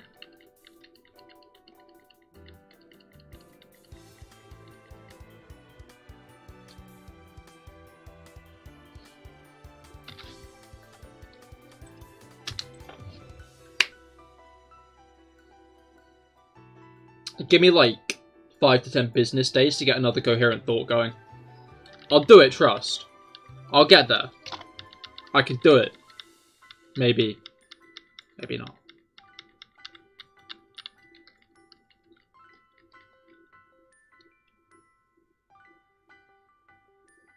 It's surprising, because we've not really seen, like, a kind of gaming equivalent of this big cinema rush, have we?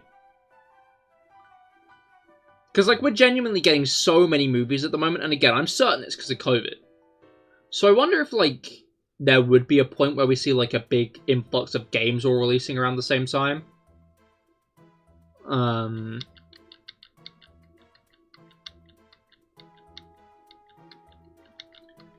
Your brother, when you hadn't beaten Sabrina yet, told you to use an Umbreon.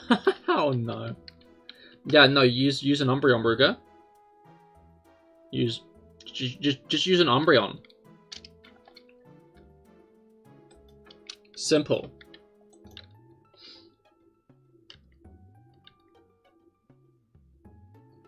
It's surprising at how much they just kind of shove Kanto in our faces. There's only like one game in which you can use a decent portion of non-Kanto Pokemon during the main story.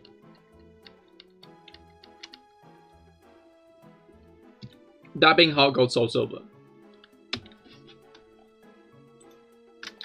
Because you can access the Safari Zone by that point. I mean, I guess Gold, Silver, and Crystal also count. But I feel like they shouldn't. Like, actual Kanto games based in Kanto. Like, it's only ever the Kanto Pokédex you can use unless you're randomizing. Or playing a ROM hack. Which surprises me, because Kanto, like, they've brought back Kanto so many times.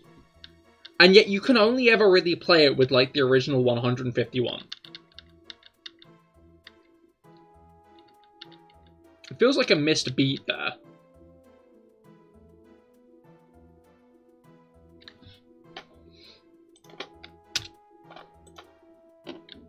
Does at least to me.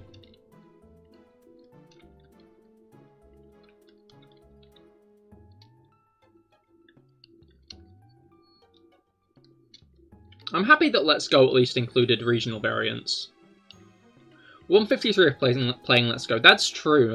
Meltan and Melmetal are. But to be fair, Melmetal's hard to get. Like, Melmetal's not an easy Pokemon to get. But yeah, Let's Go also have the regional variants, which I don't know, I find that a nice touch to add at least.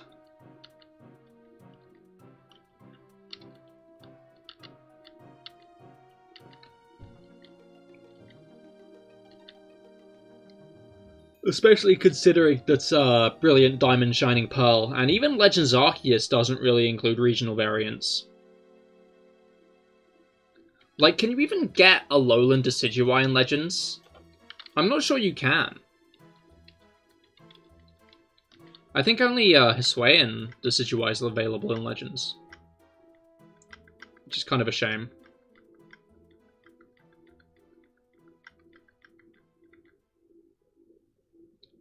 Is Go the only way to get Melmetal? I think there was a home event where you could get Melmetal, but I can't remember what it was.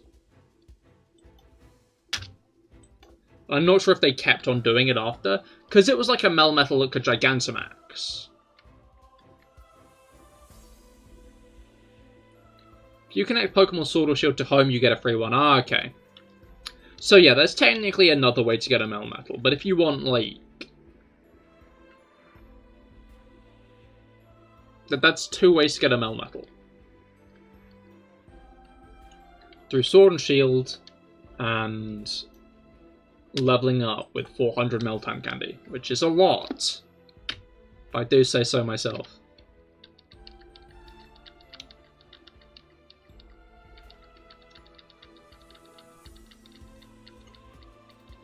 And that's also not a Melmetal you can transfer to Let's Go, which is one of the 2 games you can use Melmetal in.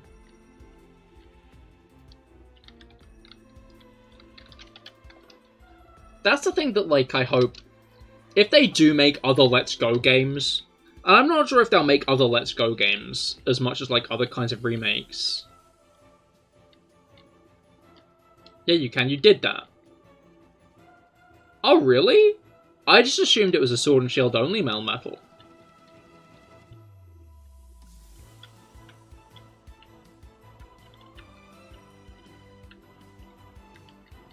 Surprising. Yeah, I assumed it would be like just Sword and Shield version 1 that you couldn't then transfer back into Let's Go. Oh no, transfer from Go. No, yeah, I meant like the gift one, which you get given for free without having to use the metal candies. You can't transfer that into Let's Go. I was thinking that was weird because it's Gigantamaxable, so I was assuming it would be built for non-Let's Go games. But yeah, I hope if they make another Let's Go game, they don't kind of like limit the Pokemon you can transfer into it. I'd begrudgingly accept it if you can transfer Pokemon from like Let's Go Pikachu and Eevee into whatever the next Let's Go game would be. But like,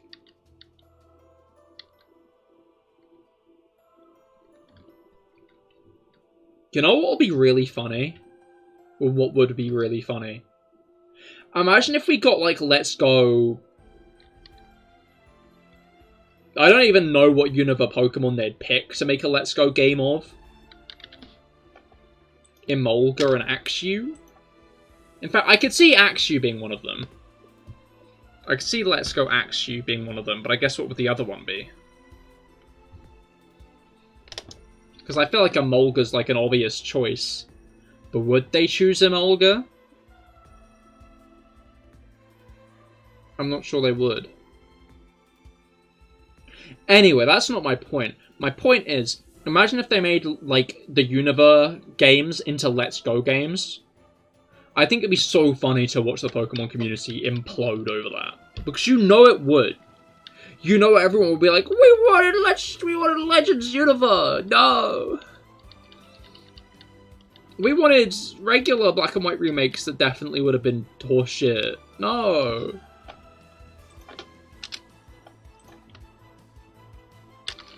That'd be hilarious. I actually kind of hope they make Let's Go Juniper now. I'm not a Legends Juniper supporter, I'm a Let's Go Juniper supporter, please. Game Freak, trust me, it would be the funniest thing you could do ever.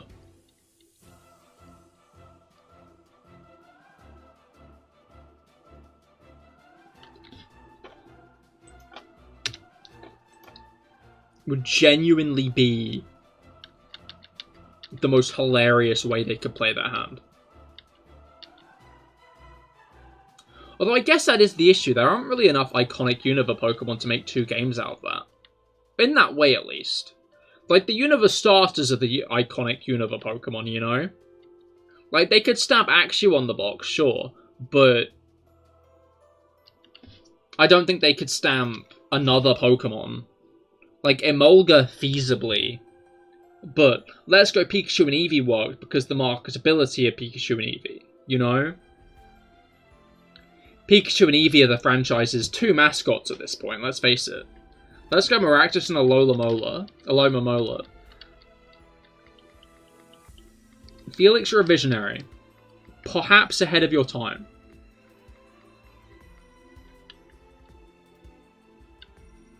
Let's go Basculin. But it's Let's Go Basculin Blue Stripe and Let's go Basculin Red Stripe. Genius.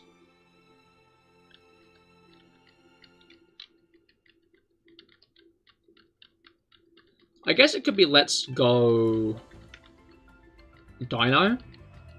And that rhymes. Let's Go Dino and Let's Go Axew.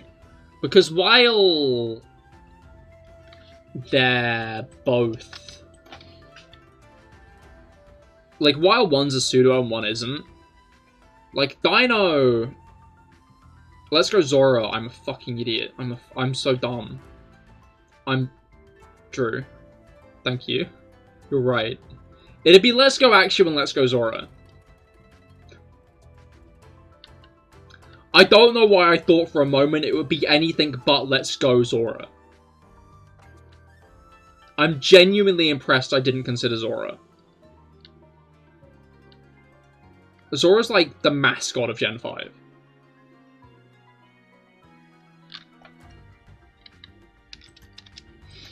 So yeah, okay, never mind. We have a pitch for a Let's Go Juniper game. It's Let's Go Axew and Let's Go Zora.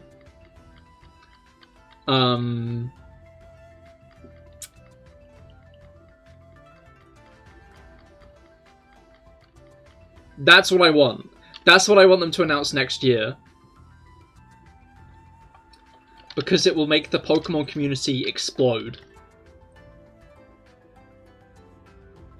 It'll be hilarious seeing everyone, like, complaining over it. Because I feel like most people wouldn't be happy about it, you know? Because everybody's got their hopes up for Juniper remakes. Which, like, why do we want Juniper remakes after PDSP? Or, like, a Legends game for Juniper. Shelmet and Carablast.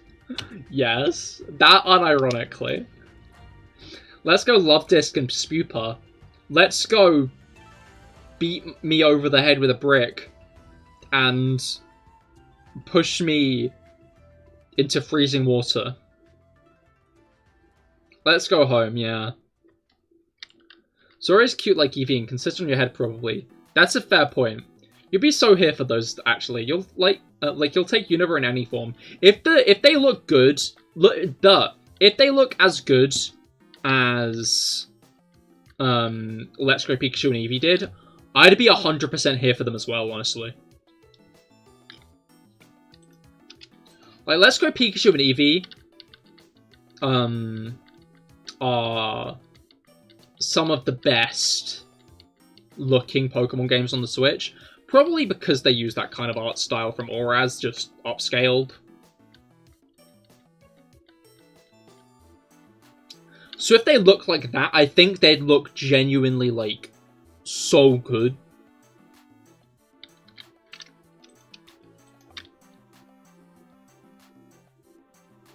I guess it'd be weird, though, because I feel like N would be the person who has, like, the opposing Pokemon to you, you know?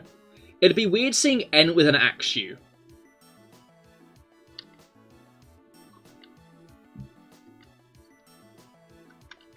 Like, I feel like N would be the guy with the Pokemon opposite yours. That'd make the most sense. And then N with a Zorua would make sense, you know? The Zorua could, like, sit on his head and stuff. But N with an Axew is, like, a weird idea. Let's go get you to bed, Grandpa. Wait, am I Grandpa?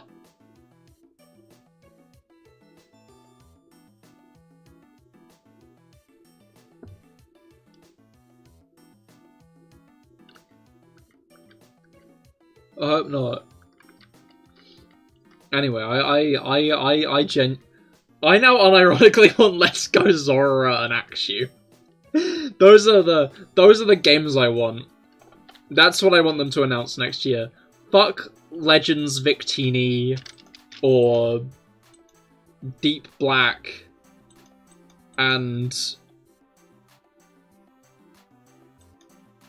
White.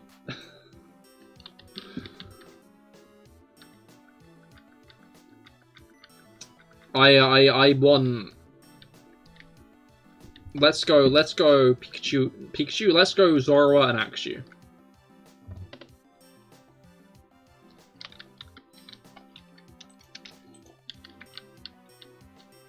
Tepig could appear in Route 4. Snivy could appear in the forest like Bulbasaur does. And Oshawott. Where would Oshawott appear? Where does Squirtle appear? I don't even know where Squirtle appears. I know it appears in the Seafoam Cave. I feel like that's not the name of it. Articuno Place.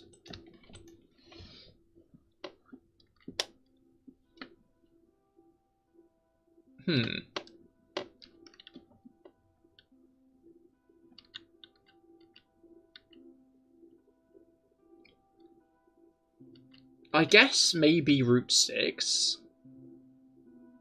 No. 4, 5, yeah, Route 6. But that'd be, like, just before the 5th gym, so that might be a bit late for the first Oshawott appearance.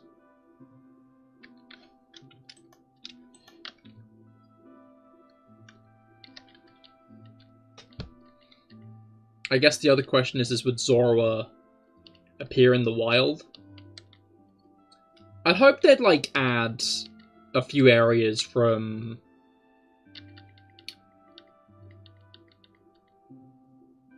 Black and White 2 into it as well. Like, even if it's just shit like Relic Passage.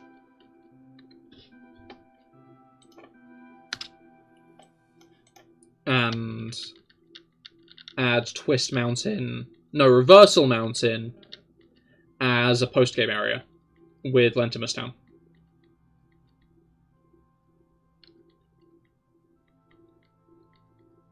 Maybe the Lentimus Airport could be replaced with... No, that'd be too late game, actually. I was going to say replaced with, like, the place where you transfer Pokemon from Go into the game. But I feel like that'd be a bit too late. I feel like that would have to be done earlier, wouldn't it?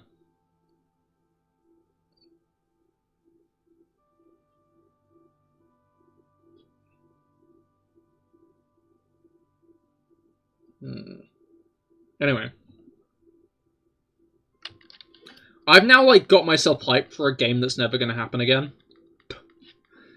I don't know, I now kind of unironically want Let's Go Unova games. I think that'd be fun. Because A, they'd be fun, and B, the fanbase would despise them. And that would be funny.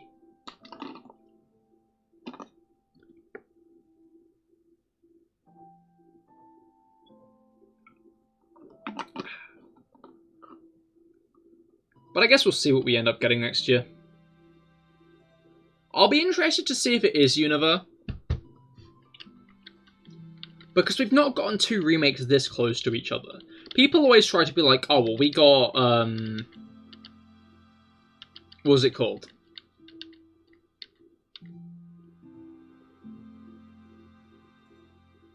An aneurysm. I've got an aneurysm. We got, like, Fire Red and Leaf Green in Gen 3 and then Heart Gold Soul Silver in Gen 4. But, like...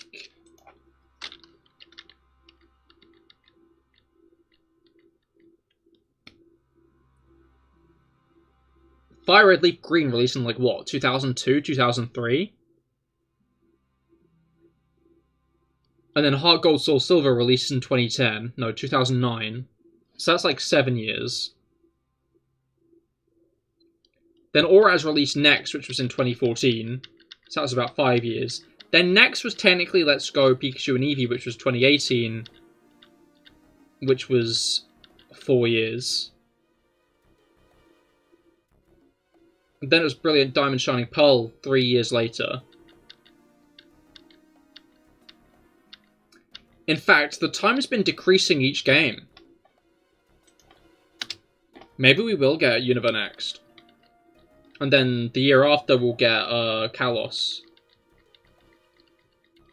And then the year after we'll get Alola and Gala. And then we'll start like getting to the point where like a new Pokemon remake is made every day. Even more rushed than the last.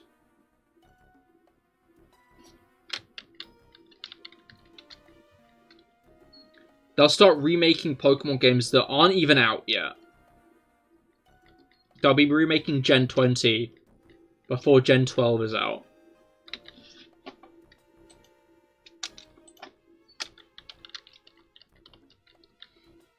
It'll be magnificent.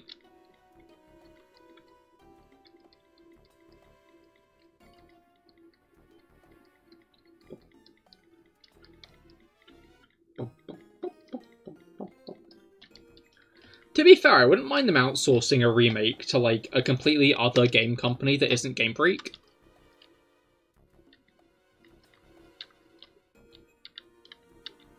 Like, because companies sometimes do that, where they're just like, okay, we want this game remade. Let's give it to a completely separate game studio to, like, remake the game. I can't remember any of the companies that have done it off the top of my head, and I don't think any of those are good, but... I don't mean Ilka. I don't know, I feel like a lot of, like, game studios, like, bigger game studios, would, like, leap at the opportunity to, like, remake, or, like, make their own Pokemon game, right? Surely.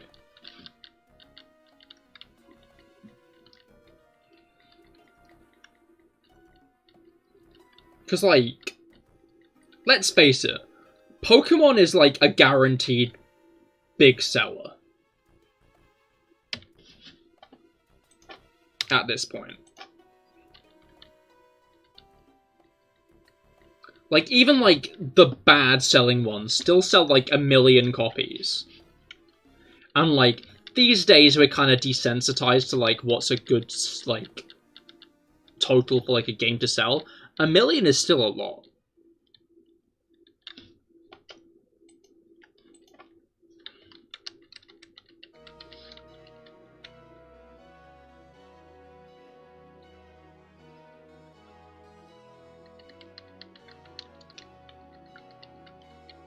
That's why I hope we get a new mystery dungeon. I feel like Spike Chunsoft. They do got Danganronpa now, though, to be fair. But at heart, I'll always be on that Ranger copium. Like, I know logistically there's no reason for us to get a new Ranger game. Like, the facts are, Ranger was a game made specifically to utilize DS hardware. Like, Ranger as a series specifically relied on the touchscreen. That was what made those games work, was the fact that the DS touchscreen was a thing. And even then, like, people complained that they fucked up the touchscreen because you're meant to spin so aggressively on it. So I don't think we'll get another Ranger game. For a mixture of those reasons. But goddamn, I want another Ranger game.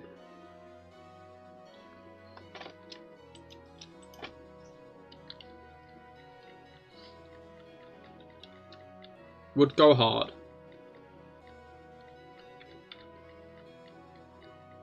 Like, I know everyone hates motion controls, but you could feasibly use motion controls. But you really did have to destroy your DS for some of those captures. No, yeah, you do. Like, I played Shadows of Almia exclusively on my 3DS, and the marks are still there from it. Gyro controls, though.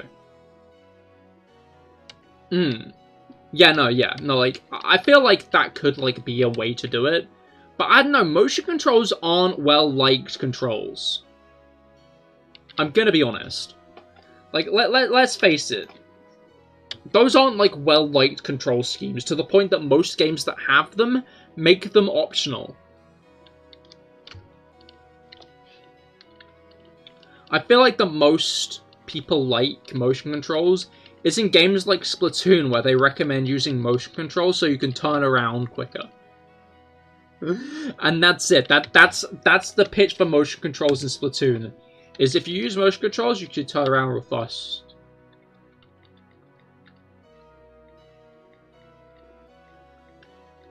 I feel like a game that relied on motion controls wouldn't do well.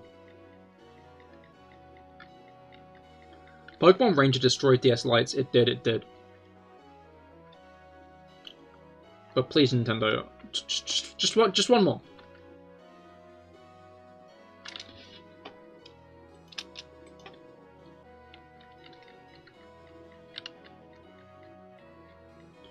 As a treat.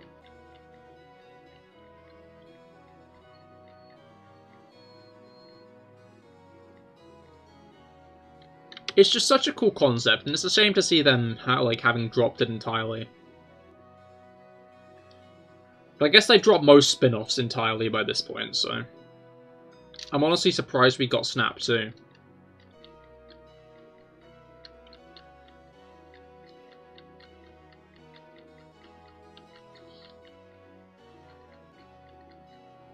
Right.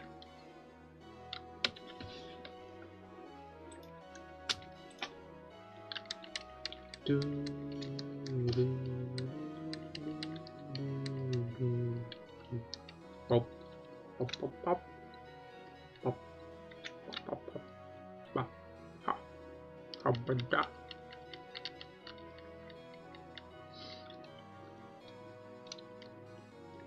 Alright.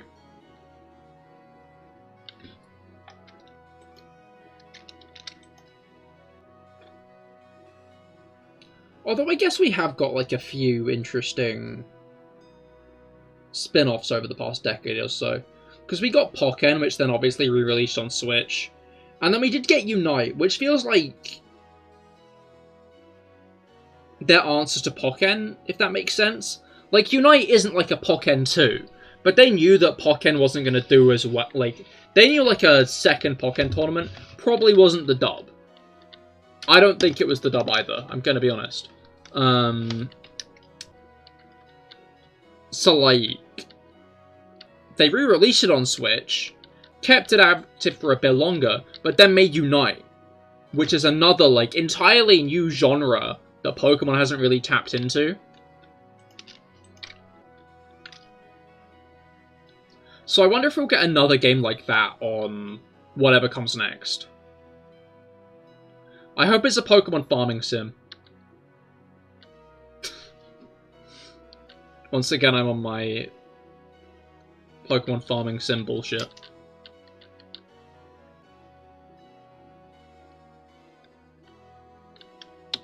The truth is, though, everybody knows that would go hard.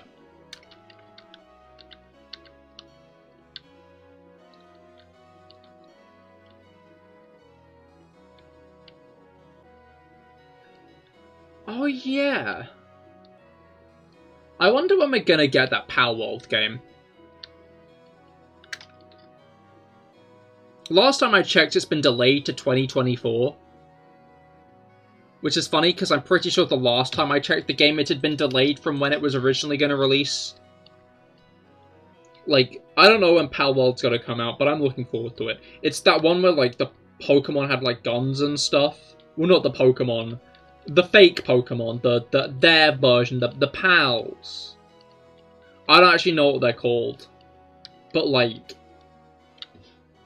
I don't know. They're like, they're the exact shit you'd see in a fan game, which is what I find funny. They're not even, like, their own thing. They're just, like, fan game Pokemon.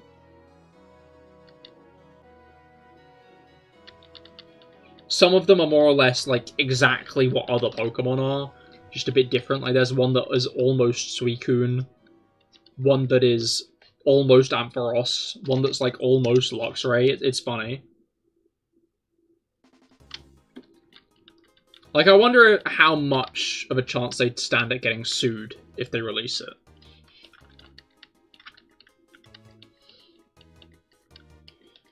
If they do, hopefully I can buy it first.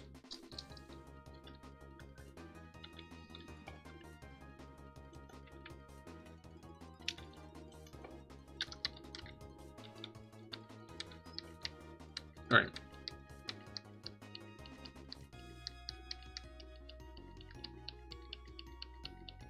I guess my worry about a game like that isn't necessarily anything to do with the game itself. It's just every time a game like that comes up, people don't use it as an opportunity to be like, oh, this is really cool and it does a lot of stuff I like. People only ever use it as an excuse to, like, beat down on Pokemon. Like, people are really good at seeing a good thing and turn to something else and be like, why can't you be like that? You know?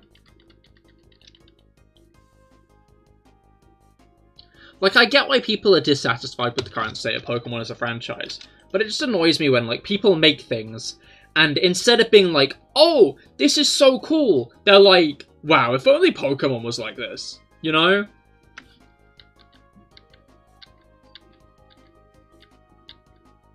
Like, it's not even just Pokemon either, to be clear, it's just, like, a general thing. I can't remember exactly what it was, but someone posted something, I think it was fan art, and, like, they just got a bunch of responses that were basically like, oh, if only the real thing was like this. And they just turned around at one point and, like, the quote retweets was like, guys, I appreciate you, like, want the franchise to be different, but, like,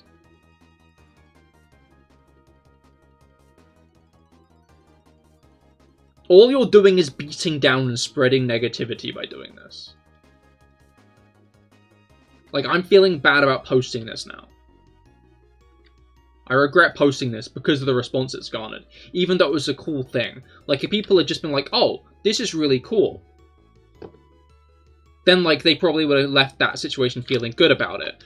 But no one had anything, no one had anything nice to say, not about the piece itself, but their compliments to the piece were backhanded against something else, you know? Like, it was positivity through implication rather than through, like, them actually being positive.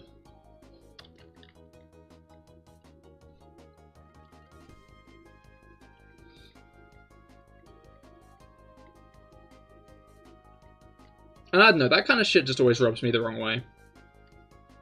Like, especially when people put their time and effort into making something, and all people have to say in response is, if only what this was inspired by could be better. Not because, like, necessarily it shouldn't be, but because it just means that they're not getting appreciation for their work. All they're seeing is people crying about the actual thing. I'm not, like, doing a good job at explaining my viewpoint, but I'm sure you get what I mean.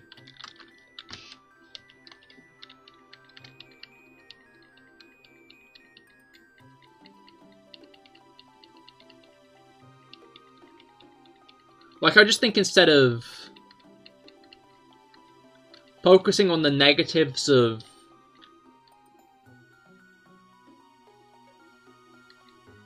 the inspiration, focus on the positives of the creation. Because I'm sure it's disheartening to, like, put time and effort, like, put so much time and effort into something, and all people do is complain. And not even about what you've made. Again, I feel like I'm not using good words to describe my feelings on the situation, but yeah.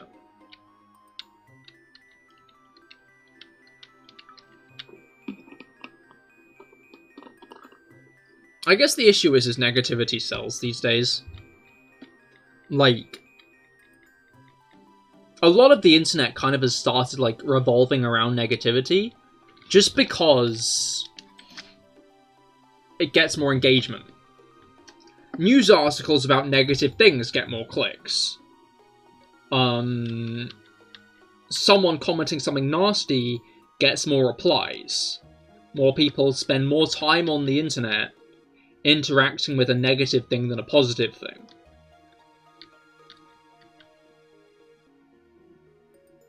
Which means that there's more negative, which means negative things are easier to find because of it.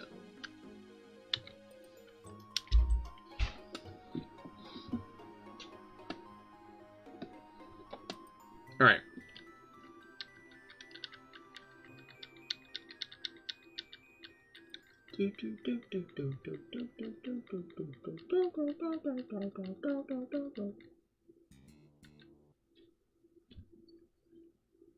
The song could have lasted a bit longer, you know. Could have not stopped the moment I started humming along. And the video paused, like, the moment it fucking finished as well. That's unbelievable. I wonder what percentage of my playlist is Mystery Dungeon songs at this point. Because, like, when I first made this playlist, like, this playlist was made in, like, 2021. And when I first made it, it was all Mystery Dungeon songs. But I expanded it as time went on to just general Pokemon songs. And also it shrunk a little bit because songs keep on getting deleted because they're all video game music.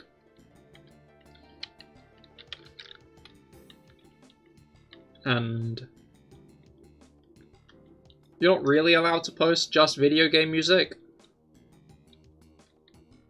if it's, like, not yours.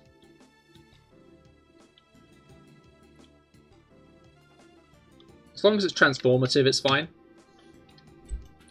Which is why, like, so many, like, YouTubers use, like, gaming music in their videos. Because as long as it's, like, a transformative piece, as long as, like, the focus isn't on the music, it's fine, but... Although I did find myself getting, I guess that's because it was kind of the focus.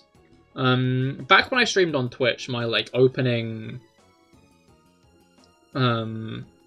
like, song used to be the opening song from Xenoblade Chronicles 2.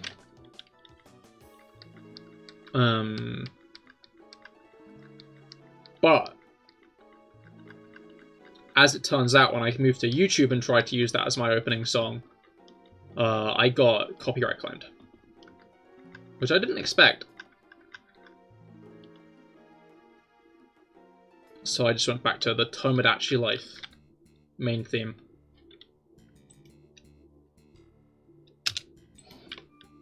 Super single subway and white 2 just beat another 7. Hell yeah, you're using a Garchomp. Hell yeah, Garchomp's cool.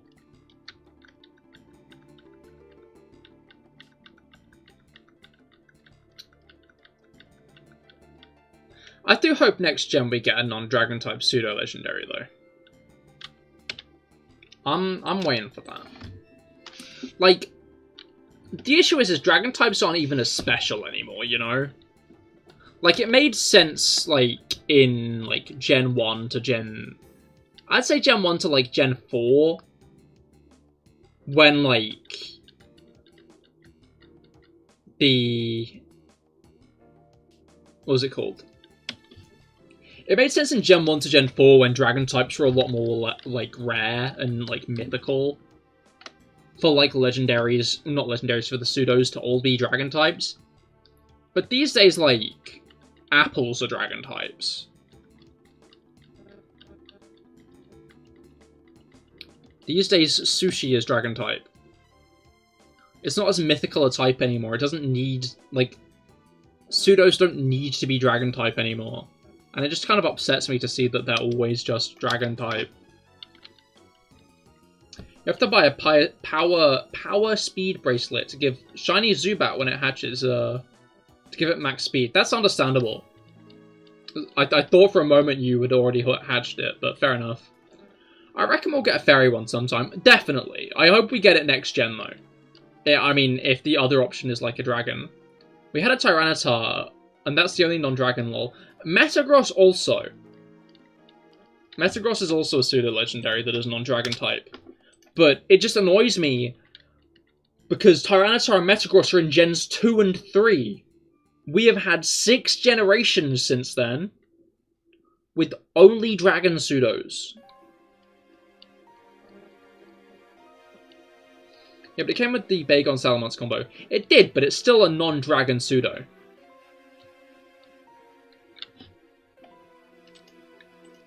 Like, Metagross still counts as a non-dragon pseudo, because it still bumps up that non-dragon pseudo count. As much as Salamence is still present, I'd say that doesn't take it away from Metagross. Because Metagross is still unique in being one of the 2 non-dragon pseudos.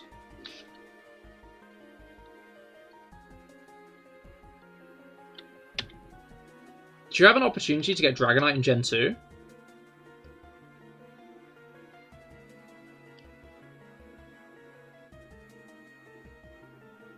Yes. Yeah, you get one for free after the 8th gym. Well, not a Dragonite, you get a Dratini for free after the 8th gym. You get a gift Dratini from the Dragon Masters in Dragon's Den. Claire tells you have to go and get a quiz from them, and they give you Dratini. And it has extreme speed if you do well enough as well.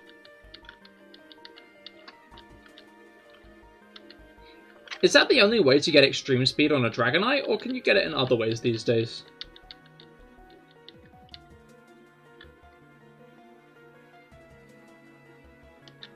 I like how there's a girl in Blackthorn City. It might just be in Heart Gold, Soul Silver, but she asks for a Dragonair. She asks for a Dragonair for a Dodrio. She wants to give you a Dodrio for a Dragonair.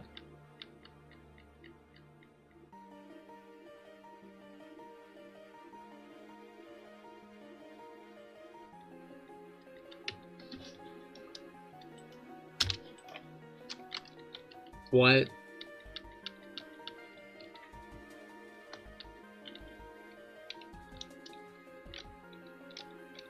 Like, Dodrio equals weak bird. I mean, I'm not going to slay Dodrio itself too much. It's just, Dragonair's not an easy Pokemon to get.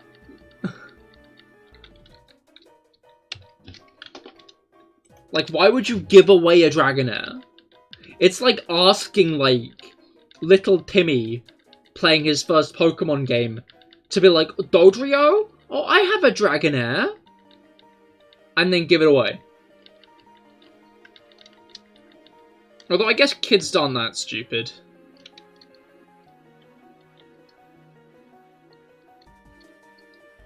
Other ways these days, if we're talking Gen 9, what they're thinking, is that Crystal you're given one? I mean, they asked in Gen 2 specifically, so... Oh, Extreme Speed. No, yeah, Egg moves, Drew said. I mean, yeah. I was talking like Gen 9 in general, really. That one guide that says you should use your Master Ball in difficult to catch Pokemon like Dodrio and Tentacruel. Yeah, I think it's Spearow and Tentacruel. Because Dodrio would be a worth it use of the Master Ball, obviously.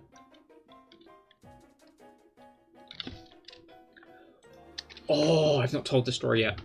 When I was younger, I had a couple of friends who, they weren't like into Pokemon. They were into Pokemon because like I was obsessed with it, basically. My obsession with it got them to pick it up. So I had one friend, she had Pokemon Platinum, and she got near to the end of it. She got given the Master Ball, and she went to Mount Cornet, and she saw an Abomasnow and was like, oh, that's cool. And she used her Master Ball on a Abomasnow. So a few, like, a bit later, honestly, we were hanging out, and then she started playing Platinum. I think we went somewhere, and she bought her DS, so she started playing Platinum. And we then spent the next 2 hours trying to catch Giratina in whatever we had. I mean, maybe it wasn't 2 hours, to be fair, because catching Giratina in whatever you have isn't actually that hard, but I remember it taking a while.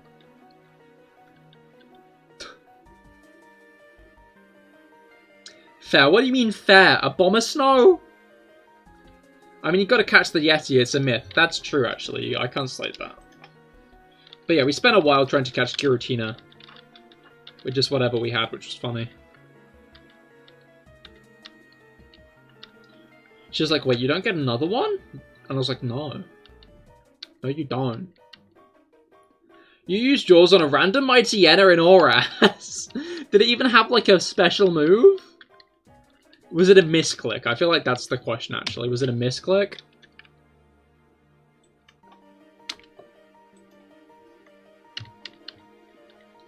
I mean, honestly, I can't slate it too much.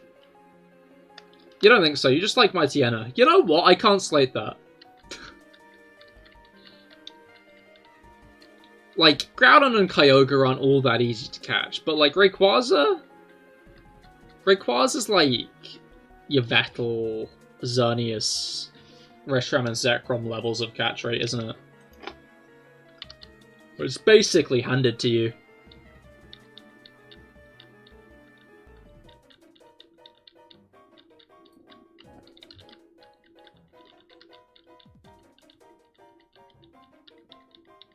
I don't know, it's weird how legendaries are just kind of handed to you.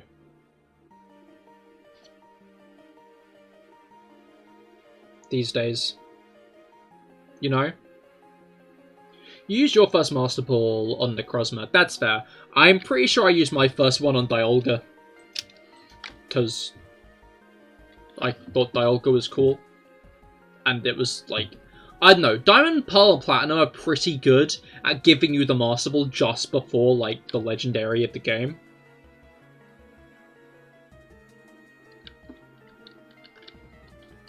Ruby, Sapphire, and Emerald kind of hide the Master Ball.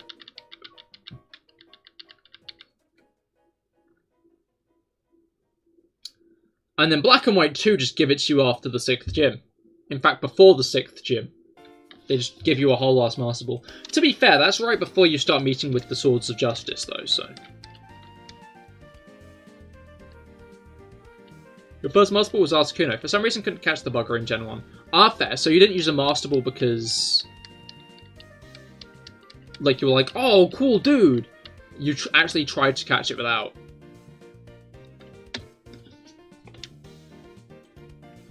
I don't know, I think it took a while for me to be like, what if I didn't catch legendaries in Master Balls? And that thought immediately led to me being like, what if I caught every legendary in a Great Ball? Which was a trait I had for a while.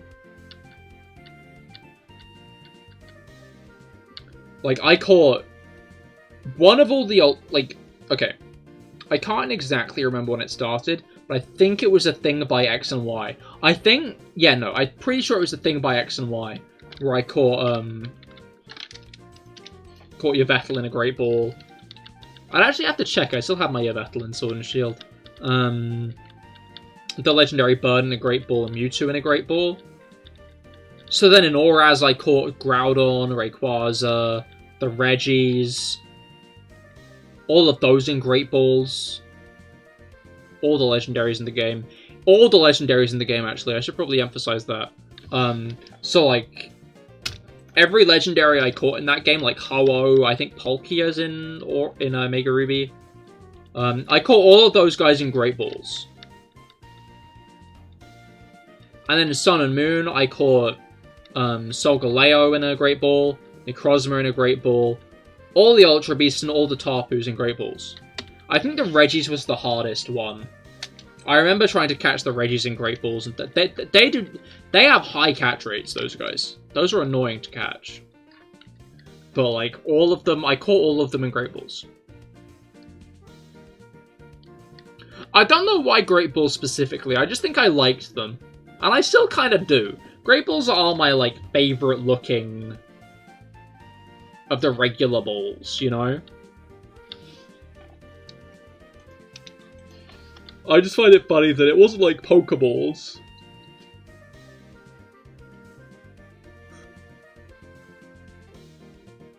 It wasn't Pokeballs I decided to do. Because they be Great Balls, that's actually true. That's a really good point. You have a Great Ball plush? Hell yeah.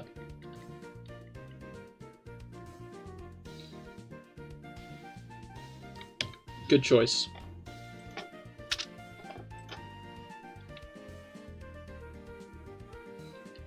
Alright.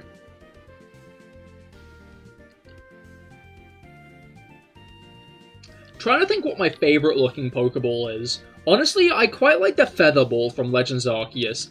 Legends Arceus' Pokeballs all look really nice, to be fair. I really like their aesthetic. I hope if we do get another Legends game, the Pokeballs... I mean, I guess even if the Pokeballs don't come back, it'd be interesting to at least see what they'd look like otherwise, you know?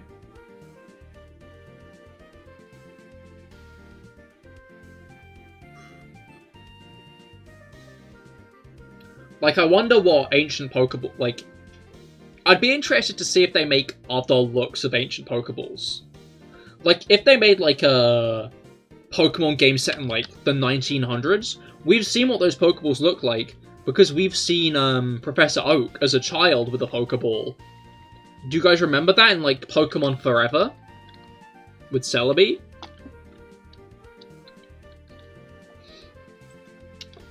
Like, they got, like, an old Pokeball look in that as well. So I guess it'd be interesting to see them, like, continue to design more, like, old Pokeballs.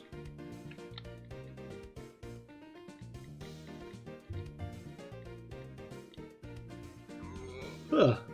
When you yawn. Alright. Almost at 2,300 encounters, which is pretty hype.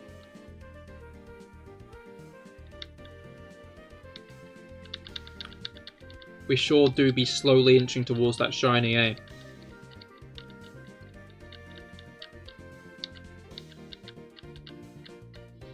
Alright. Honestly, wait. Legends no, wrong. Well, honestly, yeah, Legends Arceus. Legends Arceus and Scarlet and Violet don't have Lake. I should go one of these angles. Scarlet and Violet don't have the Legends Arceus balls in them, do they?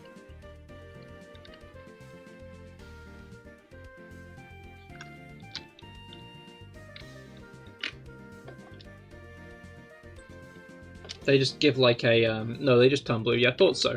That's honestly a shame. Especially since they, like, have carried over Beast Balls. Like, Beast Balls are useless in Scarlet and Violet. They give you a worse catch rate. But they're still in the game.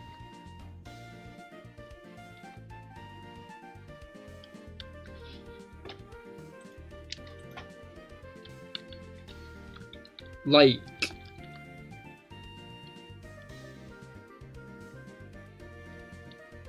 what's it called? Yeah, it surprises me that, like, they don't bring the Legends Balls across. Like, I get they're, like, older Pokeballs, but they look cool, I guess. The Beast Ball or the blue one?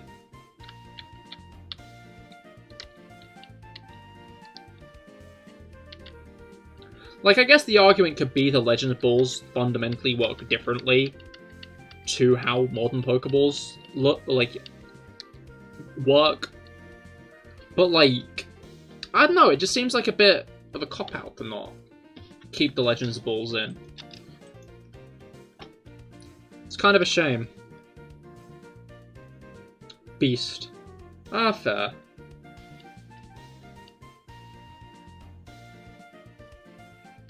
Yeah, no, like, I don't know. I feel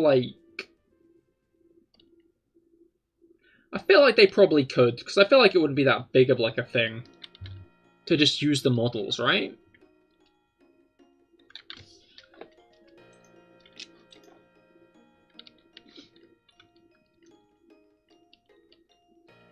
Or I guess if they open differently, that could be an issue.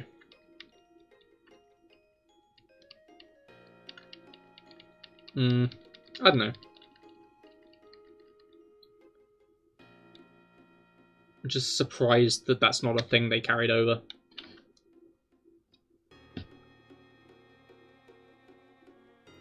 Maybe it is showing intention to make more of the not Beast Ball, more Ancient Pokeball looks in the future.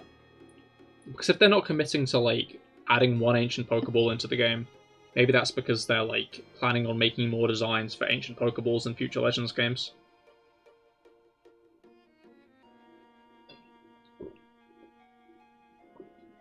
Although I'm not sure how accurate that would be, just because, like,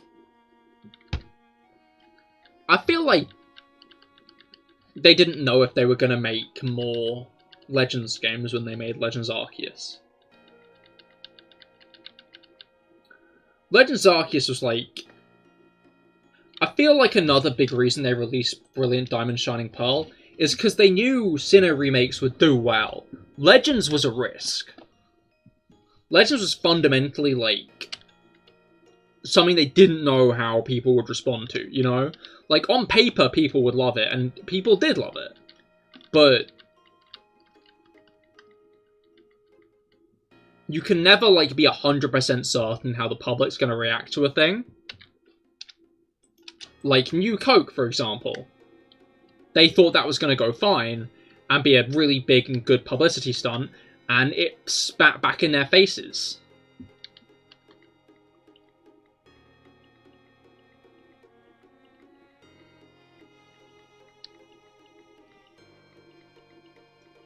I always find that story interesting of New Coke. Like, it's a whack thing. Just for a moment there, they were going to entirely sell Coke as under a completely different flavour. And realistically, if they'd never drawn attention to it, you have to wonder if, like, the general public would have noticed. You know? Like, because they must make tweaks and shit to the flavours of drinks all the time, right? I mean, maybe not directly, but I wouldn't be surprised if there had been tweaks and shit to, like, drink flavours over time. So, like, they could have just shipped that new recipe, and yeah. Not acknowledged it, and then all of a sudden people might have started liking Coke more. Just because New Coke apparently did taste better in a lot of tests. And it was more people didn't like it, or liked the fact that they changed it that was the issue.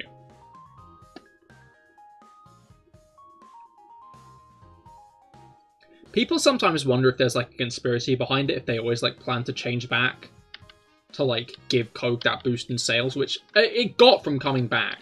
Like Coke was losing out to Pepsi for a bit there, which is whack because Coke is such a big brand. But Coke was losing to Pepsi for a bit. But after they went back to classic Coke, it became the best-selling drink.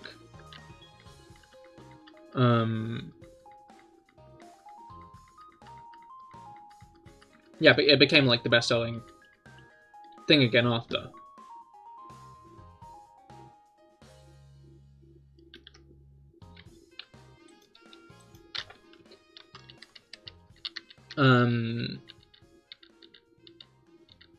I think Coke is #1 in the world. Yeah, no, I'd expect so.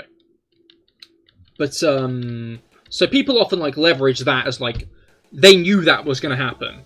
Well, not knew that was going to happen, but, like, kind of predicted on that happening, banked on that happening. And that's why they switched to new Coke, knowing bringing back the original Coke would bolster its sales again. But the person who was the CEO of Coke, when they switched to new Coke, he drank new Coke for the rest of his life. He stood by new Coke, which says to me that it was never a conspiracy, things just happened to line up well. It's so freaking good. You'd love to visit a Coca-Cola factory, see how it's made. That's fair. You love soft drinks. I'm a fan. I don't know. Like, as I've gotten older, I've become like a bigger fan of like squashes and stuff with more water. I'm a Pepsi fan myself. Always been more into Pepsi. But I do like a good soft drink. I don't really drink alcohol, so like soft drinks are kind of what I have at events more than anything else, if that makes sense. Because I feel like people don't like go to drink things at events trying to get hydrated. Because people drink like beer and shit at events. As you get older, you need to hydrate more. That is like definitely like a thing, but I don't know. I feel like a lot of people my age don't necessarily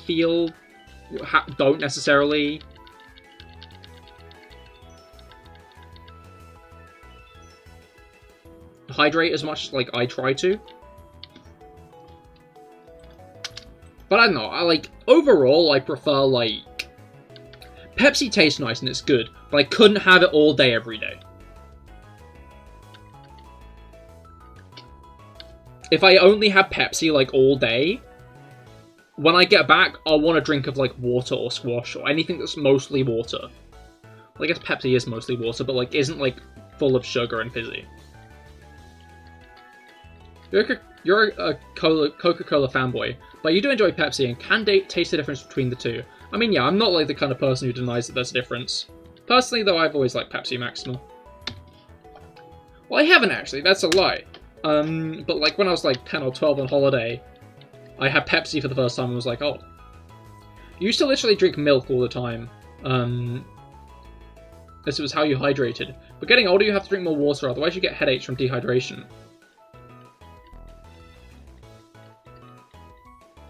You only drank milk?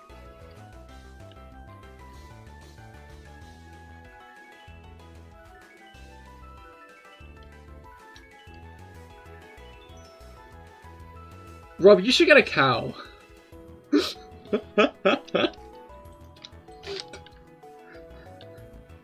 Then you could get milk for free.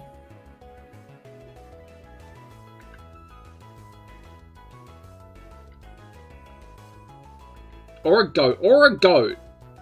But I feel like the main milk Rob was drinking there was dairy milk. Was that a joke? I swear you've said that exact thing before. What, me recommending Rob get a cow? Probably, to be fair. I never claimed that I'm original, look.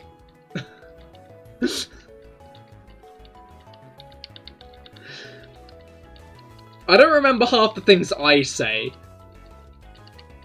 That's the end of that sentence. No one else was saying that. It was me again. I don't remember most of the things I say.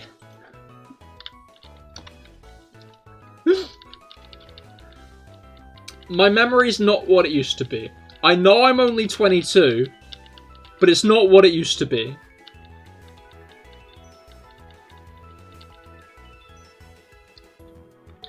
Wait, I just had a great idea, Rob. You should get a cow.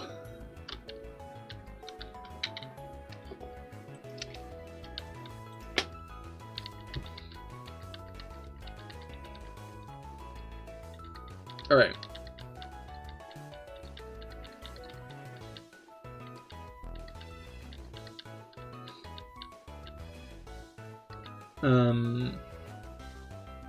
You're 29, Arthur.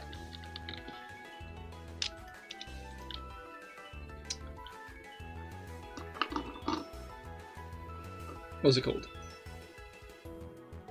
Ah, brain. No brain. I don't know, it always surprises me when, like, my viewers are older than me. Just because I always expect it to be, like, kind of teenagers. So it's nice to know, like, there are more adults here. Not to slate teenagers, to be clear.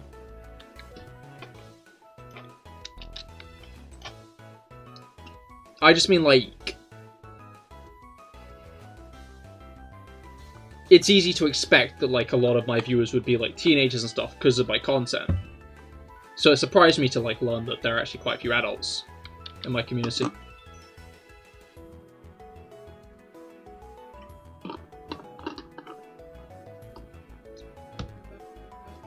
I just got slated. You did not get slated! I'm sorry, Felix! Do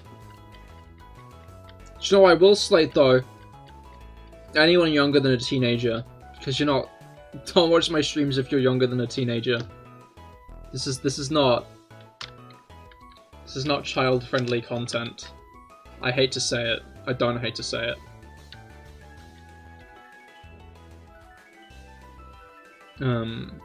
You started Pokemon Red version when you turned 5. It was your birthday present. Hell yeah.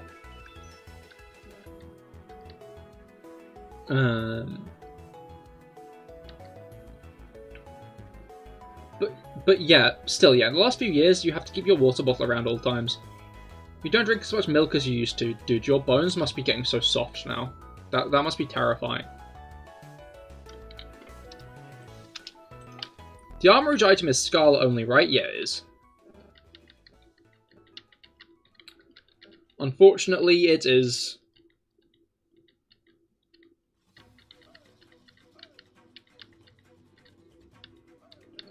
I don't know, it's weird. I've seen, like, more conversation go around. And, like... No, I've been seeing this conversation going around. And, like, a lot of, like, streamers, small streamers, don't really like minors being in their communities. And that's fair. I can't slate that. Especially, like, a lot of other VTubers tend to be, like, a lot more sexual on streams. They tend to get, like, more explicit fan art of their characters and stuff. And that's fine. I'm not going to slate that, and I'm not going to slate the fact that they don't want minors in their communities. But, like, they, like, say no minors in their communities in such a demeaning way. Like, I never see a post saying, hey, I'd rather minors not be in my community, that isn't, like, infantilizing people under 18. It's whack to me. Like, people under 18 aren't, like, babies.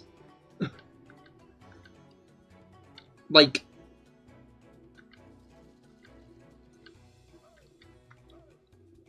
It's just very out of touch to me. Like, I get it. If you're a minor, you probably shouldn't... No, you shouldn't be in communities where, like, not safe for work stuff is being shared around, because people could get in trouble for that. As in, like, interacting with communities and stuff. Don't, like, sexually roleplay with adults, is what I mean. But, what's it called? I feel like a lot of people who, like, want 18+ spaces view everyone under 18 as, like, a child in their minds. And that weirds me out. That weirds me out a lot. Saying that after you just down a pint, oh, it's got water in it. Maybe. And bread.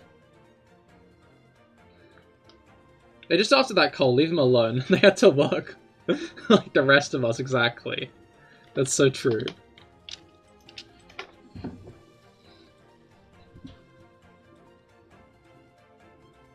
Alright. Kid, you know the LGBTQ? Yes? What?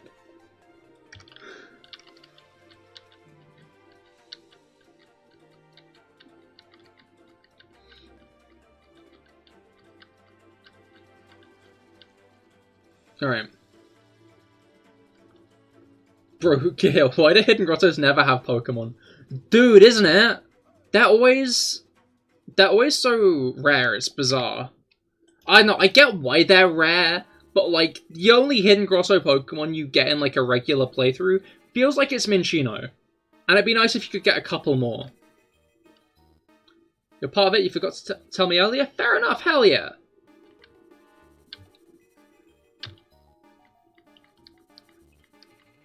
Hell yeah, dude. Never find them. Always a stupid item drop, and then it's like mulch, which is useless in the game except to sell to like one guy. Like there's genuinely like one use for mulch in Black and White, and like Black and White 2, and it's selling it. So I don't get why it's in Hidden Grottos. Just give me like a nugget or something. Like, it's very clear that Pokemon have always just taken, like, the old game and taken everything in it and put it in the next one. That's, like, clear with, like, AZ's Floette being in, like, Sun and Moon and shit as well. They just take everything from the last game and put it into the next one. But, like, mulch and stuff just isn't necessary in Black and White too. It has no place in the game except to sell to one guy, which just kind of adds more items to sell. Especially when there's the whole relic set in, like, the dive area. It's, I don't know, I don't like it. If there were actual berry growing mechanics in the games, it'd be fine, because you could use it for that, but there's just not. It's weird. Yeah, you did the dive area already. Yeah, that's a cool area. I don't know, people are always, like, expecting more from it, but I feel like it was never meant to have a legendary in it, you know? It was always meant to be, like, the place you get the plates and the, like, expensive high-cost items. I feel like not every area needs to have a legendary in it to make it worth your time.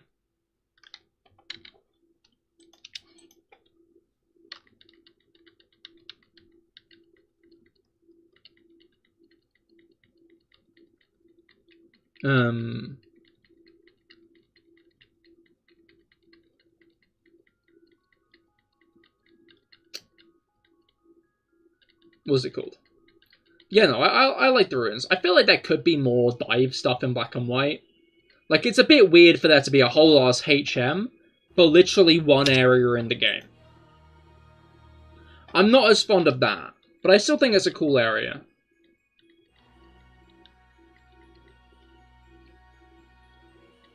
I hope diving mechanics return to a Pokemon game at some point. Like, it's weird how only 2 games have had the dive HM. And only one of them's actually had proper underwater areas that aren't just, like, one dungeon. Technically Auras as well, but they're just remakes of Hoenn, so I feel like they kind of factor into the same bit. Like, a dive is such a cool concept, so for it to only be used once is bizarre. I feel like it'd be good in an open world area to have, like, underwater stuff, though. Like, I'm not sure, like, not to shill, but I don't know if you guys have seen the new Genshin Impact update, but there's diving underwater in that, and the underwater areas look crisp, it's crazy, and there's just, like, so much to do under the water, and I feel like making that, but with Pokemon, would be so cool, you know? Like, I feel like it would really help with the variety of, like, water Pokemon that are generally in a Pokedex. Because, like, I'm sure you've been to, like, water areas in Paldea, and, like, there are a few, like, lower under the water and a few, like, near the surface and stuff. But, like, I don't know, like, if you could go under the water and properly see cool underwater environments, I feel like it would really help sell, like, the life of the Pokemon world, you know? Like, fish Pokemon could, like, spawn in schools and stuff. And swim around.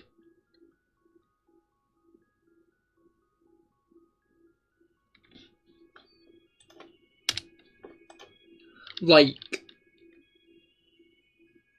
especially if the next Pokemon game ends up being on the next system, which I feel like it probably will. Pokemon tends to finish a generation on the older system, and then the next generation's on the newer system. Because the 3DS came out the year after Black and White. It sounds like you're really loving it right now. Like that you just got into it after you quit. We're trying not to take that personally. Dude, I'm honestly, I'm missing the fact you're not playing it. Like, I've got a few of my other friends into it, and like they're asking about builds and stuff, and I'm thinking, man,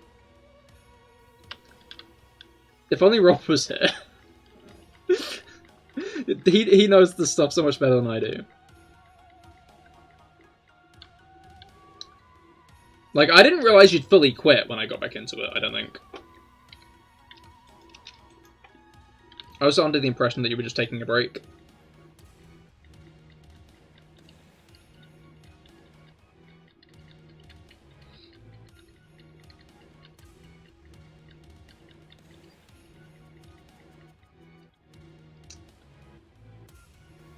But can't believe you're missing the,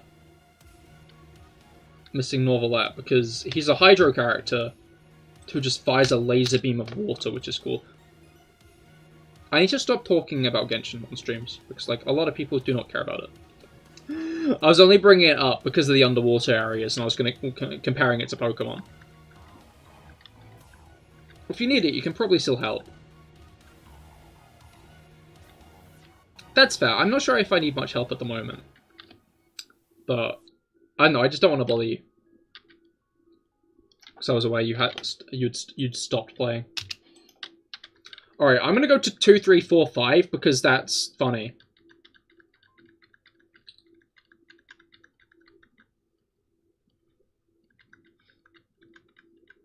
That makes me chuckle. I mean with builds and stuff. Oh no, yeah, I understood that much.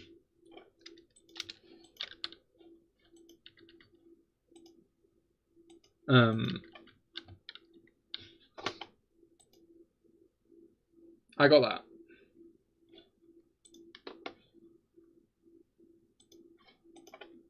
Alright. Probably won't jump back in still. Not yet, anyway. That's fair, that's fair. Cannot slate that. Because you're right, there's really not much endgame content at the moment.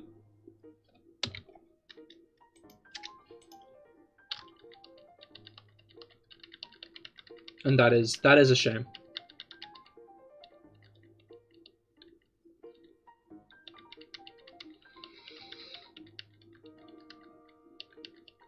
Although, as I said before, I've got a, like, not like a built Cahir, but like I've got a decent build for my Cahir at the moment.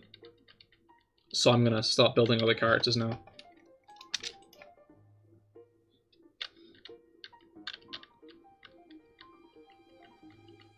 Alright. Final encounter shiny, oh my god, final encounter shiny, oh.